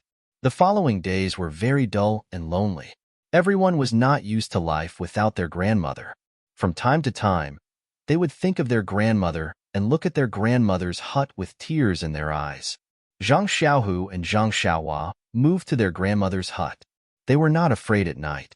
Their grandmother had left, but there was her scent in the house. This scent only contained love and nostalgia. How could they be afraid? Zhang Xiaolong and Lu Qian lived next to the central room. It was originally used as a bridal chamber and had been renovated from the inside out. Now, Zhang Xiaolong was injured and could only lie in bed to be served by Lu Qian. It was already the beginning of March. The spring plowing of the Guozhuang house was already nearing its end. The Zhang family had delayed a lot of progress because of the wedding and funeral. Now, it was just the beginning. Zhang Xiaolong could not work, so the others could only work harder. Fortunately, Zhang Xiaohua's strength was not small now. Although it could not last long, it was more than enough to plow the fields. After turning over his small field, he rushed to help Zhang Kai and Zhang Xiaohu. In the end, the three of them worked on Zhang Xiaolong's field together. Guo Sufei and Lu Qian were also busy cooking, washing, and taking care of Zhang Xiaolong. Grief was slowly eroded by time in the busyness, leaving only deep thoughts in people's hearts. Perhaps the Misty School's medicine was effective, or perhaps the Zhang family's well water was magical. In short, Zhang Xiaolong's injuries healed rapidly, and his complexion improved day by day. When the spring plowing and planting were almost done, his injuries were almost healed. Fortunately, Zhang Xiaolong was injured and did not go to the veterinarian Old Lu. Otherwise, Old Lu would be amazed by his medical skills again. When all the seeds in the field were sown, the Zhang family finally heaved a sigh of relief. The busy days were a deliberate avoidance of sadness. Now that they were relaxed, they couldn't help but think a lot. From time to time, the family members would go to their grandmother's grave to take a look. Even their grandfather's grave was unusually clean and tidy. In fact, this person was also strange. Zhang Xiaohua's grandfather had passed away for many years. The Zhang family only took time to visit the grave during the annual sacrificial ceremony. They rarely thought of him. However, the sudden departure of Zhang Xiaohua's grandmother made the family members miss him dearly. However, in Zhang Xiaohua's words, Zhang Xiaohua had never seen Zhang Xiaohua's grandfather. Zhang Xiaohua's grandmother had loved him dearly for more than 10 years. It was inevitable for her to favor one and discriminate against the other. Every time he took the time to visit his grandmother, Zhang Xiaohua felt a sense of remorse and guilt. The feeling of kneeling in front of his grandmother's coffin did not ease because of the passage of time, but became heavier and heavier. Perhaps he was doomed to be unable to return to the carefree rural life before. However, he did not know what to do next. Could the martial arts be learned as long as one left home? The weather had already warmed up, and Zhang Xiaolong's injuries had also recovered. When Lu Qian saw this, she couldn't help but think about the matter of her father's relocation. Thus, she dragged Zhang Xiaolong along to look for Zhang Kai. At this time, Zhang Kai remembered that he still owed his in-laws a thing. During this time, the family's affairs and the field's affairs were related to the survival of the family. He had to do his best, so he forgot about it. However, counting the days, it was not too late. So, he quickly prepared a gift and went to find the patriarch with Guo Sufei. It was a matter that was thought to be easy, but it became difficult. The reason was very simple. There were not many literate children in the village. People who came to teach children could not be found. The school and the clan had not been used in recent years, so the school was simply disbanded. The house of the school was also given to the people in the clan to live in. At this time, when Mr. Lu came, there was no place to settle him down, and there were no students to teach. Zhang Kai was speechless. The patriarch was really old and dim-sighted. There was no school in the village, so how could the children be literate? In the past, he was short-sighted and did not let the children learn to read. These few times of contact with Mr. Lu, he was illiterate and did not know much. When they chatted, he felt that he was inferior to others. He deeply regretted that he had scrimped and lived frugally to let the children go to school. This patriarch was really good. He cut off the villagers' thoughts. Even if they wanted to study, they had to go to other villages. This made him even more determined to let Mr. Lu come to the Guozhuang house. Since there was no house, Zhang Kai could only settle for the next best thing. He asked if Mr. Lu could move to the Guozhuang house. He would let Mr. Lu settle his own living arrangements. All the affairs of the Guozhuang house were managed by the patriarch. If someone wanted to move in, they naturally needed the patriarch's approval. If the patriarch did not agree and moved into the village rashly, then life would not be normal. The patriarch had seen Mr. Lu at his grandmother's funeral. He had a deep impression of Mr. Lu's style. If such a person moved to the Guozhuang house, of course, it would be very beneficial to the Guo clan. At least, they would not have to worry about finding a teacher in the future. He had no reason to disagree. He even took the initiative to suggest that when Mr. Lu renovated the house, the clan would provide a certain amount of help. Zhang Kai thanked the patriarch on behalf of Mr. Lu and then took his leave. When he came back, he told Zhang Xiaolong and Lu Qian. The two of them were also very happy. In fact, they did not plan to use the schoolhouse. Although it was convenient and they could live there, after all, it was far away from the Zhang clan. They still had to listen to the clan's arrangements. It was very uncomfortable. If they were to build their own house, it would be hard, but it would be very convenient for them. Behind the Zhang clan's house was a small pond. On one side of the pond was a bamboo forest. On the other side, there was an open space. Usually, some rubbish and other things were thrown away. The ground was full of weeds. If they were to be tidied up, it would be just right to make a small courtyard. Next to the pond, after tidying up and planting lotus flowers and other things, one would be able to see the endless green of the lotus leaves in summer.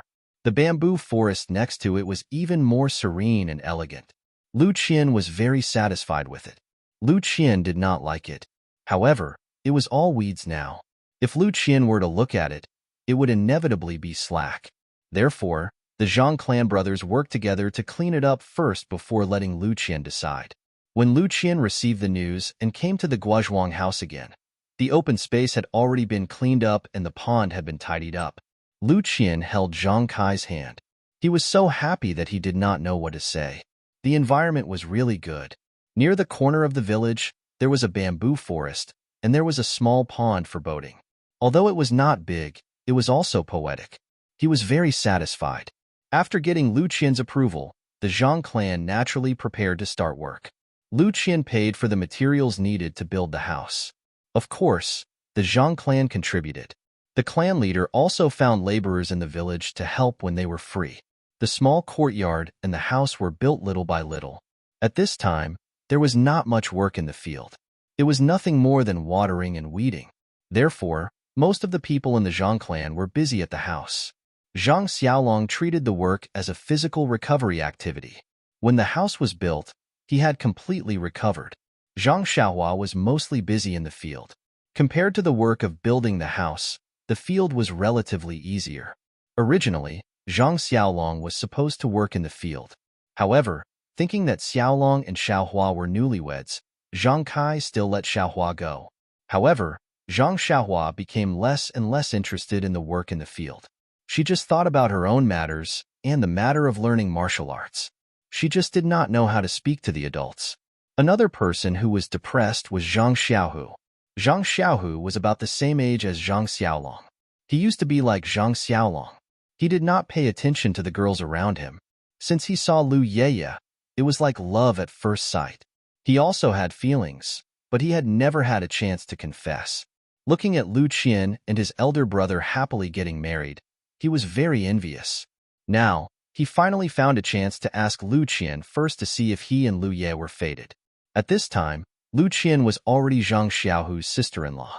Of course, she did not have to avoid anything when talking and doing things. She told Lu Yeye's situation to Zhang Xiaohu in full detail. Suddenly, Zhang Xiaohu's enthusiasm was extinguished. His face that was initially blushing turned pale in the end. His expression was very bleak. Thinking about it, how could there be so many women like Lu Qian in the world who could see the ways of the world so clearly? Moreover, there were also many coincidences that allowed her to marry into the Zhang family. Otherwise, with such good conditions, why would she find a farmer's leg? Who didn't want to find a richer, more handsome man to live a rich life? What was love?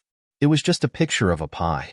It could be used to look forward to, but it could not be used to fill one's hunger and live one's life. Zhang Xiaohu suffered a setback and could not help but feel gloomy. Thinking about the girls around him in the past and then thinking about Lu Yeye, he felt that his future life would be colorless. Just like Zhang Xiaohua, he also had the idea of changing his life. If he continued to work in the fields and find a woman he did not like to marry and have children, wouldn't his life be as tasteless as plain water? Wouldn't that be very boring? However, he usually worked hard at the house and did not notice anything strange.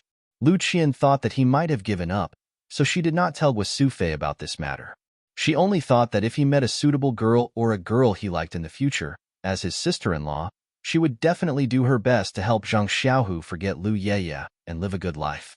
The weather gradually became warmer. With the help of the villagers, Mr. Lu's house and small courtyard were built. Mr. Lu moved here alone and did not make a big fuss about it. He packed his necessities and his favorite calligraphy and paintings and drove a big cart over. He left the rest of his things for Lu Kai. Lu Kai and Butcher Lu also accompanied him. Lu Qian, who received the news, was naturally very happy. She pulled Zhang Xiaolong over to help. Zhang Kai and Guasufei also rushed over. Mr. Lu did not have a lot of things, so they were quickly packed. Looking at his simple and crude courtyard, Mr. Lu could be considered to have vented his anger. He had an indescribable feeling that he would have to spend the rest of his life here. Looking at his reluctant son, and then looking at his happy daughter, Mr. Lu's eyes were somewhat moist. 0.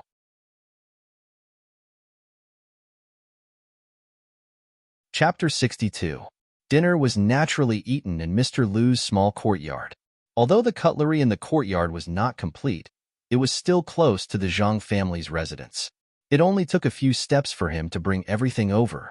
Guasufei was busy in Mr. Lu's kitchen. Looking at the small and exquisite room, she was very envious.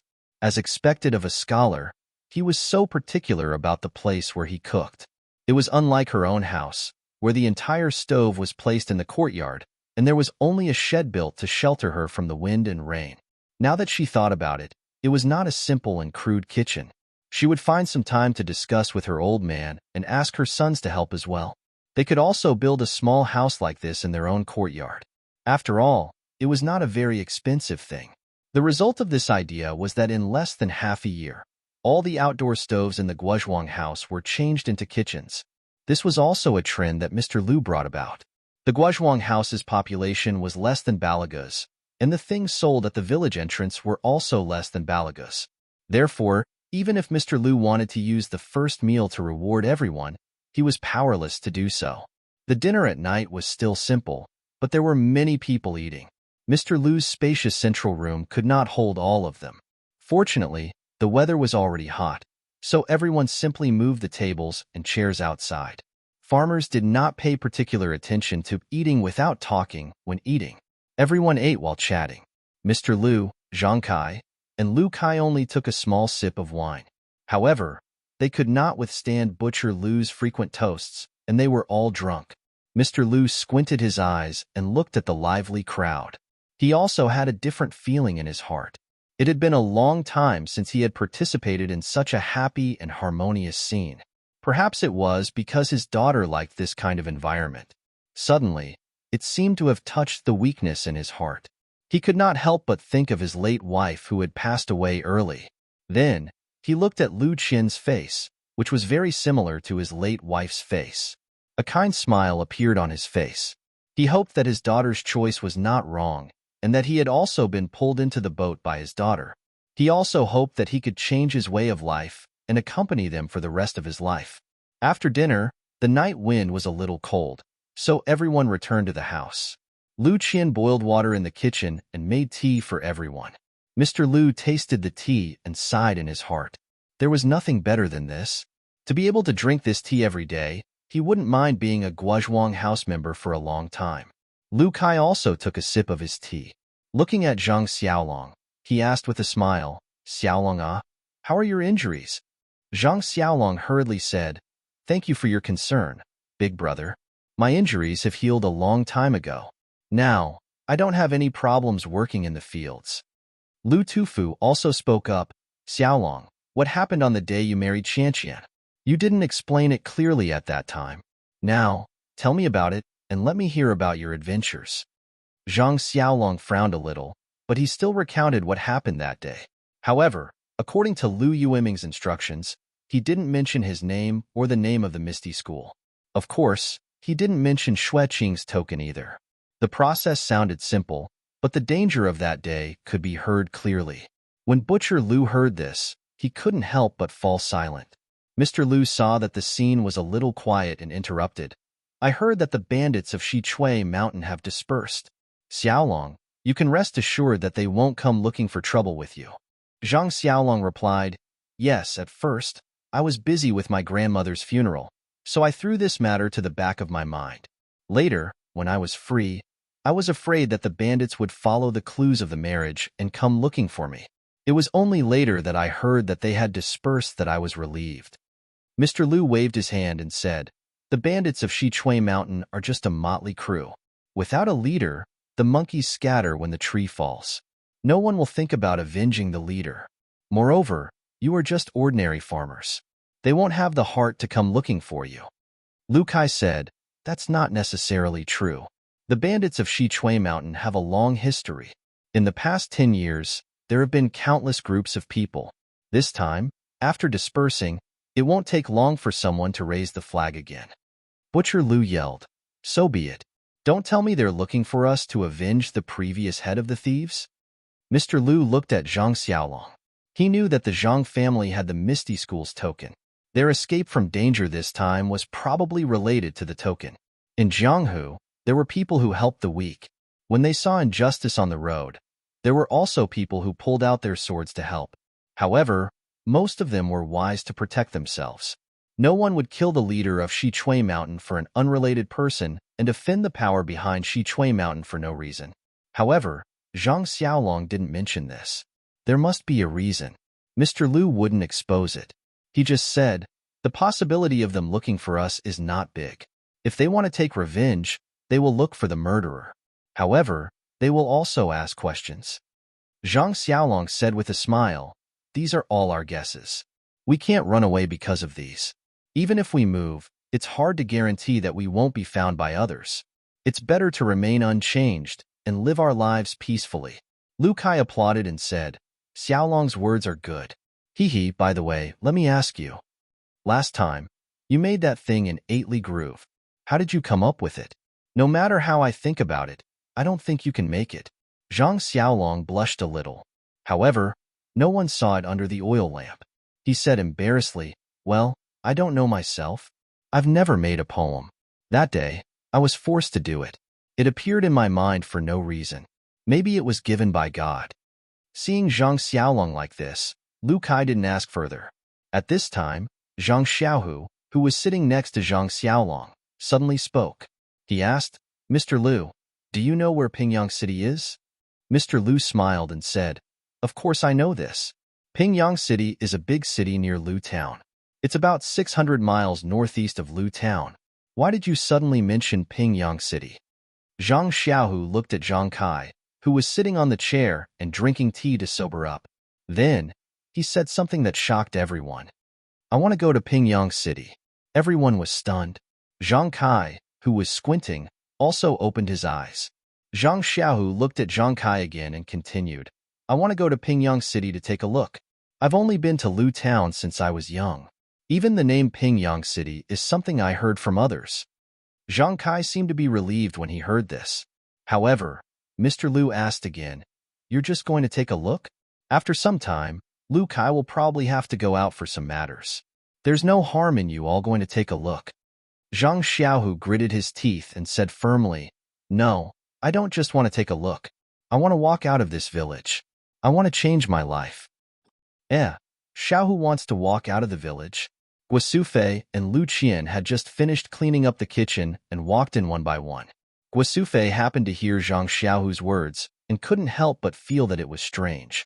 When Zhang Xiaohu saw his mother enter the house, he quickly got up and asked her to sit down. Guosufei sat on the chair that Zhang Xiaohu had just sat on. She looked at Zhang Xiaohu and asked curiously, Xiaohu, why do you suddenly want to go out? Facing everyone's surprised gazes, Zhang Xiaohu sorted out his thoughts and said, Father, Mother, I've been thinking a lot recently. I feel that if I live like you, I can only face the earth for the rest of my life and my back to the sky. I'll live off that little bit of land of ours. Every day, I'll go from home to the fields and from the fields to home. Maybe in a few years, Mother will find me a wife who also works in the fields. We'll take care of this piece of land together and then have children. We'll teach them how to farm. When I'm old, I'll be buried in the soil behind the village like my grandmother. Wouldn't my life be very boring? I don't want such a monotonous and boring life. I want to live a colorful and interesting life where I can see many people and many things. Only then will I not regret it when I'm old." Everyone was silent for a while. Only Zhang Xiaohua, who was sitting in the corner, had a glint in her eyes.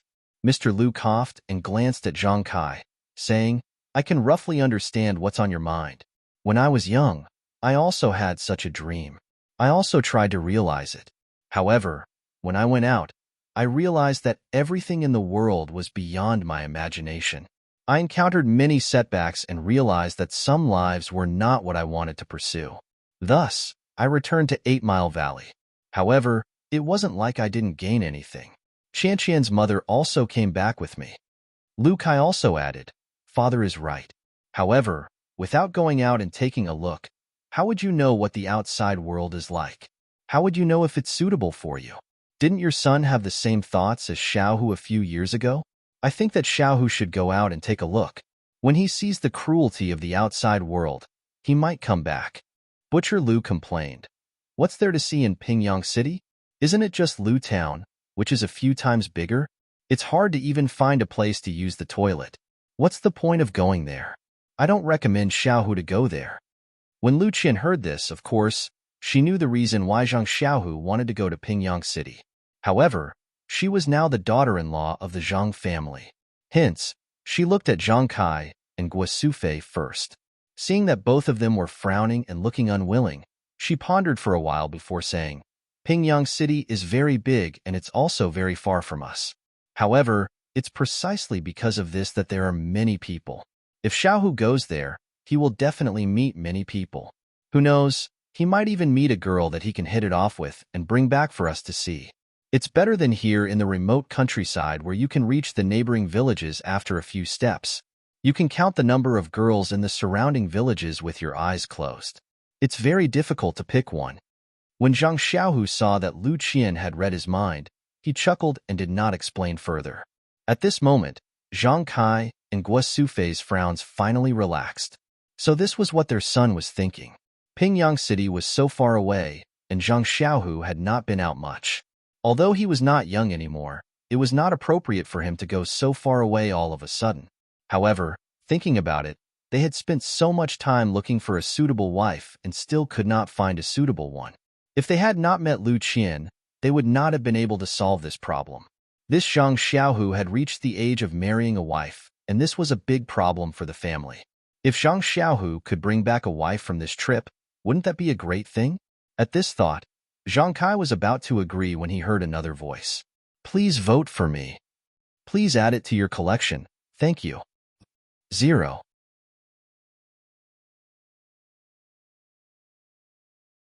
Chapter 63. I want to go too. A voice rang out from the corner. Everyone was stunned again. Zhang Xiaohu turned around and saw that it was Zhang Xiaohua who was sitting in the corner. Guo Sufei said angrily, "Xiaohua, what are you doing? Your second brother is going to find a wife. You are still young. Why are you going to Pingyang City?" Zhang Xiaohu could not take it anymore and said angrily, "Mother, I am not just going to find a wife. Look at what you are saying." Guo Sufei looked at Zhang Xiaohu with a smile. She was about to say something when Zhang Xiaohua's answer surprised everyone. "I want to go to Pingyang City to learn martial arts." Learn martial arts? Why? Everyone was puzzled. At this time, Zhang Xiaohua had already walked out from the corner and stood at the door. He looked up at his small face and said to everyone, "Actually, since Lu Zhan met sister-in-law, I have been thinking about why we were bullied but had no strength to fight back. It was not until this time when I was injured by the bandits during the wedding ceremony that I knew the answer. It was because we did not have martial arts. We did not have enough strength to make people fear us. If I knew martial arts, those people would definitely not dare to attack us. Moreover, didn't Uncle just say that the bandits of Shichui Mountain might come to our door?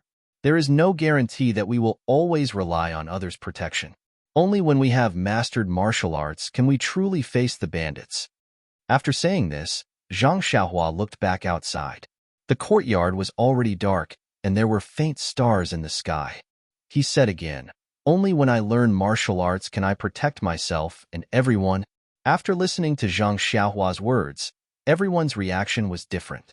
Mr. Liu and Lu Kai looked at him in surprise. Last time at the wedding ceremony, Zhang Xiaohua's handwriting had already made them admire it. Now, after listening to his words, they could not help but reevaluate this young man who had just turned 13. Butcher Liu opened his mouth as if he wanted to say something, but no words came out. Zhang Xiaolong's face was filled with shame, but looking at this younger brother that he had brought up since he was a child, there was a faint pride in his heart. Zhang Xiaohu, on the other hand, had a look of joy on his face. He seemed to have been enlightened and found his direction again. He happily looked at his younger brother who was a head shorter than him. Guosufei and Zhang Kai looked at each other and frowned again. They were not thinking about their own safety, but the safety of their son. Only Lu Qian looked calm, as if she had expected Zhang Xiaohua's words. It was Mr. Liu who spoke first. He said, "Xiaohua, I think this idea of yours is very correct. However, I've never learned martial arts before, so I can't give you any advice. I only heard that learning martial arts is very difficult, and it's not something that can be learned overnight. Moreover, learning martial arts has a lot of risks. If you're not careful, you'll be injured, and if you're not careful, you'll lose your life. Besides, you're a smart kid. Why don't you learn from me in the future? You'll be able to bring honor to your ancestors if you pass the imperial examinations in the future." Lu Kai also advised, as the old saying goes, the poor study while the rich practice martial arts. Learning martial arts is not something that poor people like us can do. Xiaohua's handwriting was so good the last time. Learning from my father is also a very healthy path to success. Guosufei and Zhang Kai still did not speak, only frowning. Zhang Xiaohu said, "That's true. Xiaohua, why don't you stay at home to learn your literature? I'll go to Pingyang City to learn martial arts. I'm already grown up now. My parents won't be worried. You're just a kid. How can they let you go so far?" Zhang Xiaohua looked at everyone and asked, "Learning literature can protect one's family from being harassed by mountain bandits? Learning literature can eliminate violence and bring peace to the people?" Everyone was speechless. Zhang Kai asked, "How are you going to learn martial arts in Pingyang City?" Zhang Xiaohua said, "Isn't Hero One, who saved us in Lu Town, at the Misty School in Pingyang City? If I look for him, I might be able to learn some martial arts." Guosufei said, "Xiaohua, you're still young. Can't you go when you're older?" Zhang Xiaohua smiled and said to her mother, "Mother, one's ambition is not determined by age. Moreover, I'm not young anymore. I should be like second brother and find my own path. Otherwise, I won't be able to find a suitable wife." Zhang Xiaohua's words made Guosufei burst out laughing. She said, "You're still so young and you're already thinking about a wife." Zhang Kai thought for a while and said, "Xiaolong, Qianqian, you two bring Xiaohu and Xiaohua back to sleep first. Your mother and I will think about it again." Hearing this, Zhang Xiaolong got up and went home with Lu Qian, Zhang Xiaohu, and Zhang Xiaohua. Only the 5 adults were left in the main room. Zhang Kai asked Mr. Liu, "What do you think about the matter between the two of them?" Mr. Liu smiled and said, "No matter what the matter is, I still have to congratulate you for having 2 promising children. At such a young age, they can worry about family matters and have the courage to face it and think of their own ways. It's really a blessing for you." Zhang Kai was very happy in his heart, but he still waved his hand and said, "These are all children's crazy words. You don't have to take it seriously." Mr. Liu said with a straight face, "I'm not flattering the in-laws.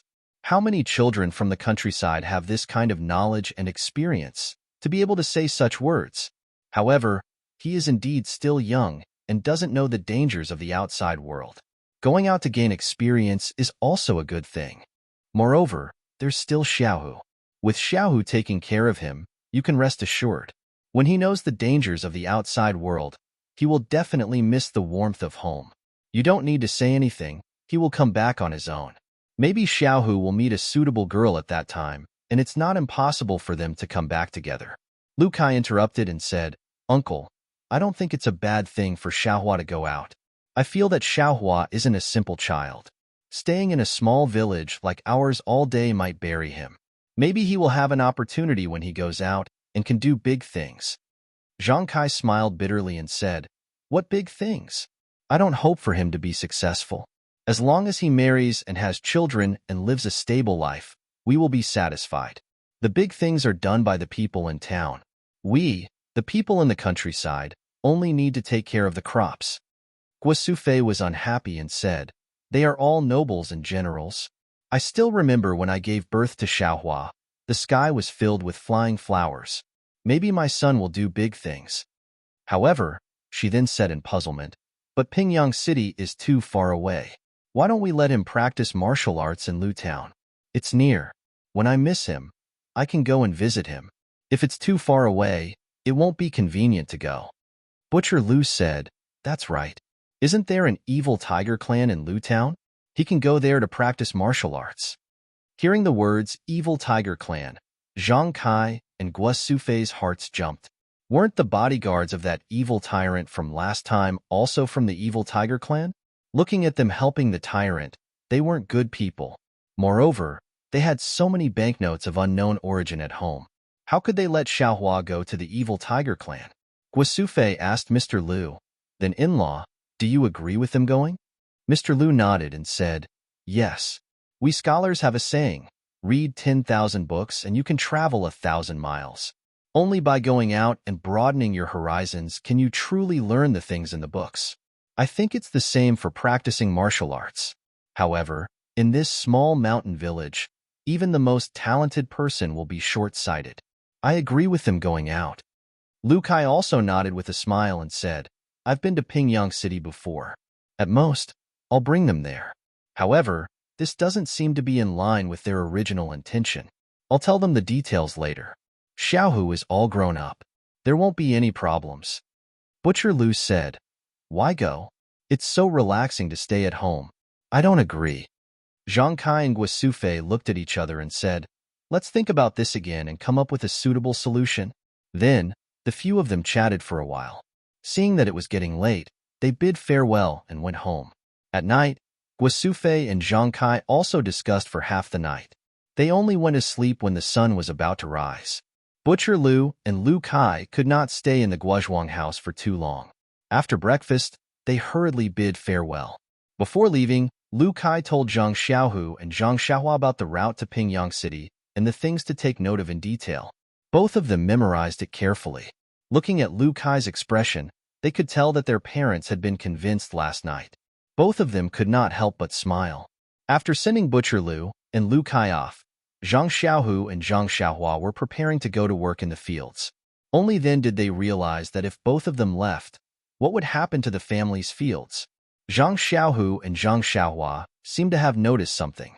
Zhang Xiaolong and Lu Qian, who were walking together, seemed to know what they were thinking.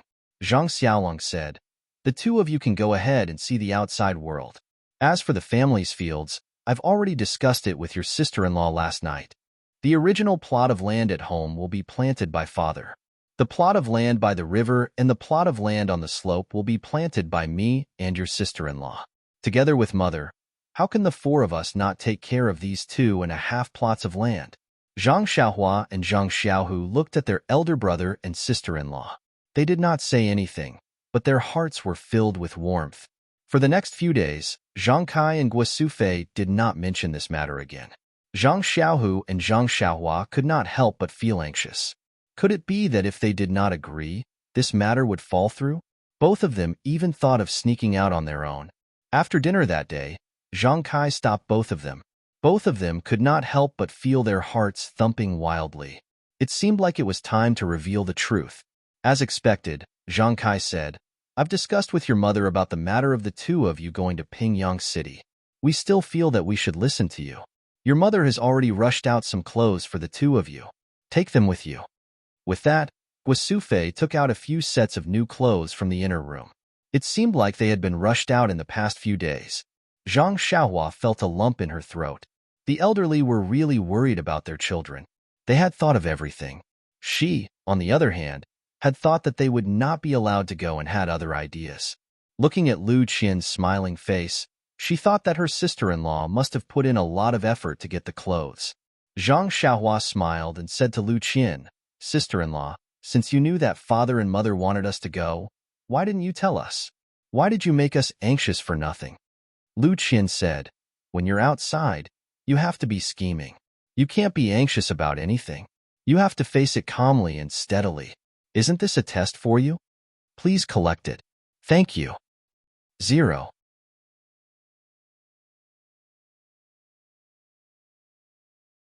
Chapter 64.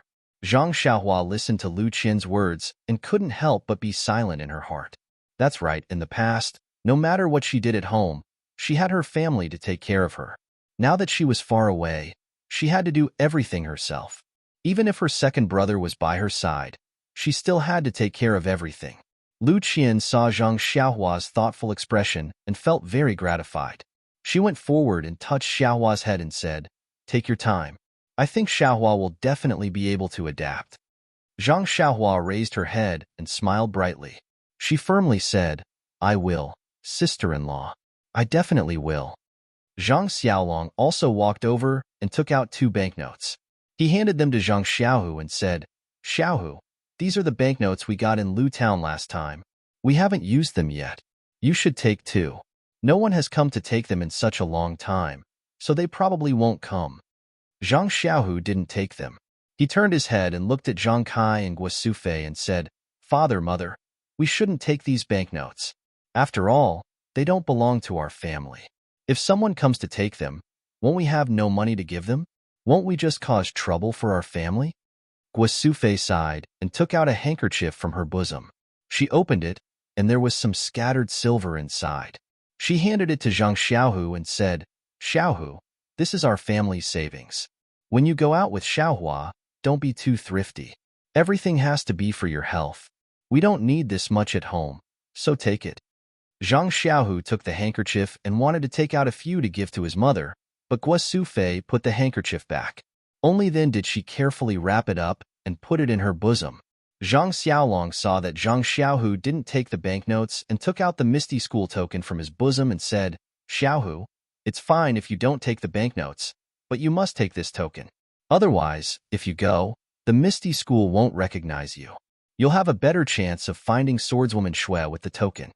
Zhang Xiaohu shook his head and said, "Big brother, this token was given to us by heroine Shui to protect ourselves. We shouldn't use it for other purposes. Relying on heroine Shui's relationship to enter the Misty School isn't our own ability. I think it's better to rely on our own strength. Otherwise, it wouldn't be good if heroine Shui misunderstood us. What's more, the bullies of Lu Town and the bandits of Shichui Mountain might come looking for us one day. It's highly likely that we'll have to rely on this token to tide over the crisis. The purpose of me and Xiaohua going to Pingyang City is to practice martial arts and protect the safety of our family. There's no reason for us to take away the life-saving item at home." Before Zhang Xiaohu could finish his words, someone outside praised, "Good ambition. Little Tiger said it well. Everything is good if you rely on your own ability. Relying on others will never be true." Everyone turned around and realized that Mr. Lu had come to send Zhang Xiaohu and the rest off. Mr. Lu walked to their side and touched Zhang Xiaohua's head with one hand and patted Zhang Xiaohu's shoulder with the other. He said with satisfaction, "You're all good children. You must be careful when you're outside. You must remember that the amount of effort you put in will be the amount of return. Don't do things that are opportunistic and don't do things that endanger your lives. Remember that you're not alone in this world. You have your parents, brothers, sisters-in-law, and other relatives watching and waiting for you. When you're outside, you must think through everything first and think carefully. Don't act blindly. It's good to be hot-blooded and impulsive, but it must be within the scope of your own abilities." After he finished speaking, he took out a banknote from his chest and handed it to Zhang Xiaohu, saying, "This is a bit of my savings. Uncle doesn't have anything to give you when you're outside. Take this in case you need it." Zhang Xiaohu still didn't dare to take it. He turned his head to look at Zhang Kai and Guo Sufei. Zhang Kai said, "In-law, there's no need for this. The money has already been given to Little Tiger. It should be enough to spend. We appreciate your kindness, but you should take the banknote."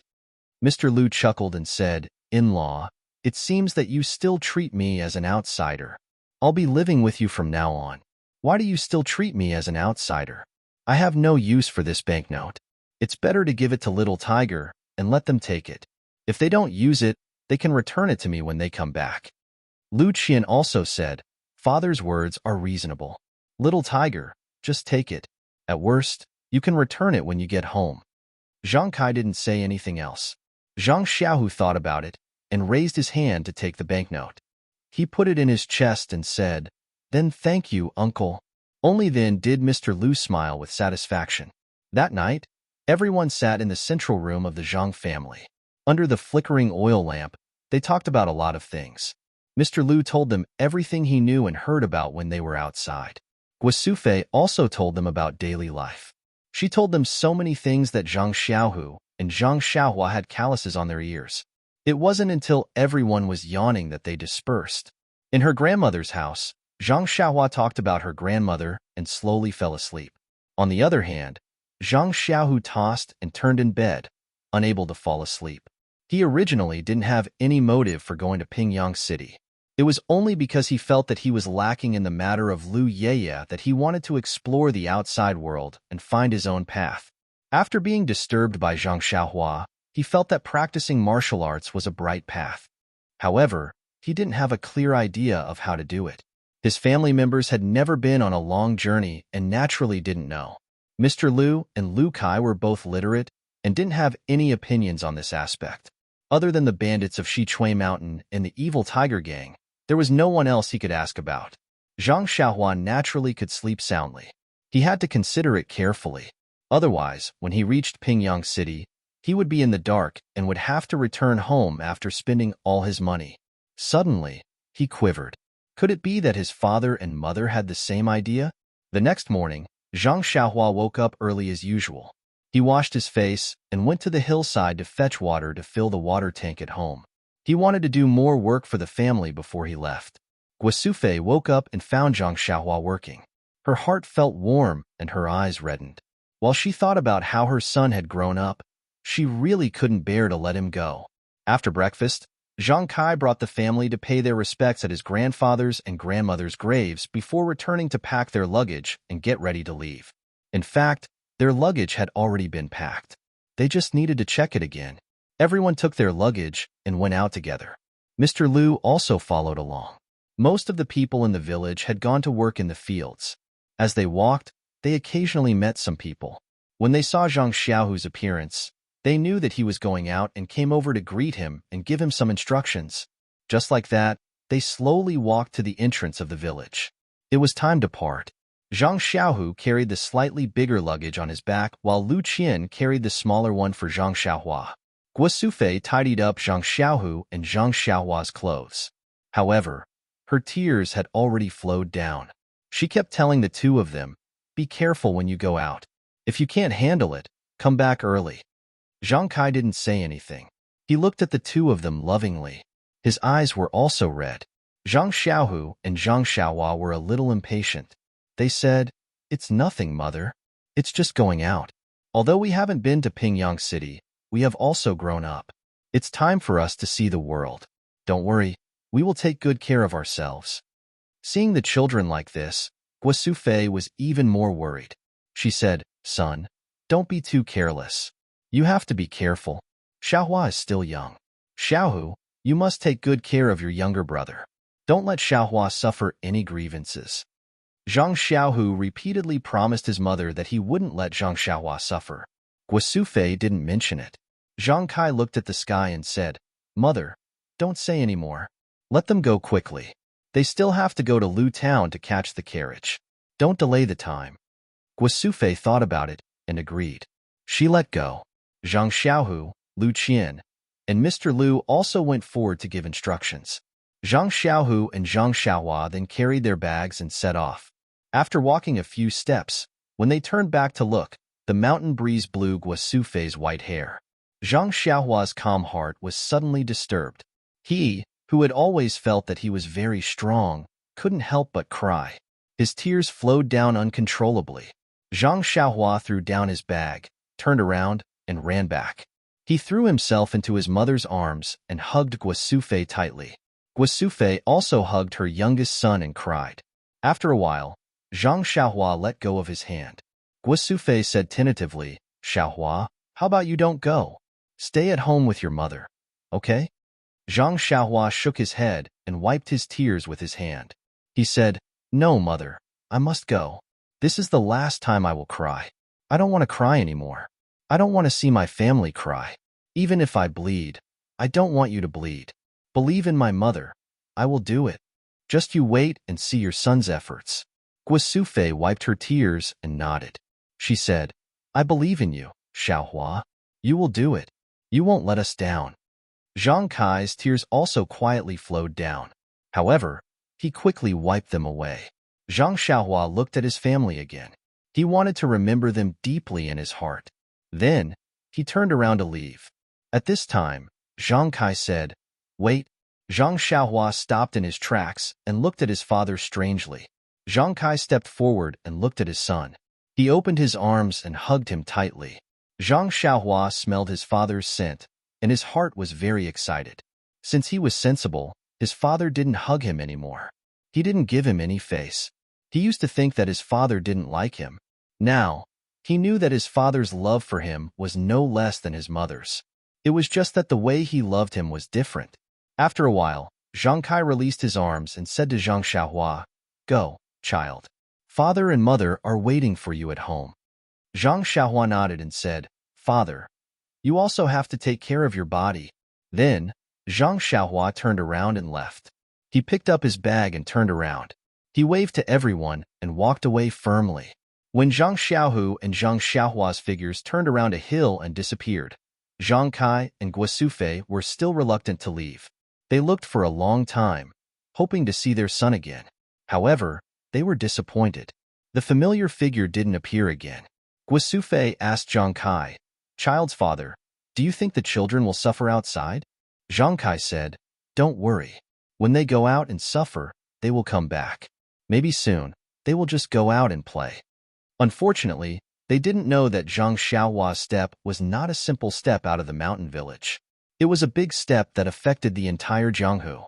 You're tuning in to the Warrior Lore YouTube channel. Don't forget to subscribe and join us on this journey to catch the most captivating stories.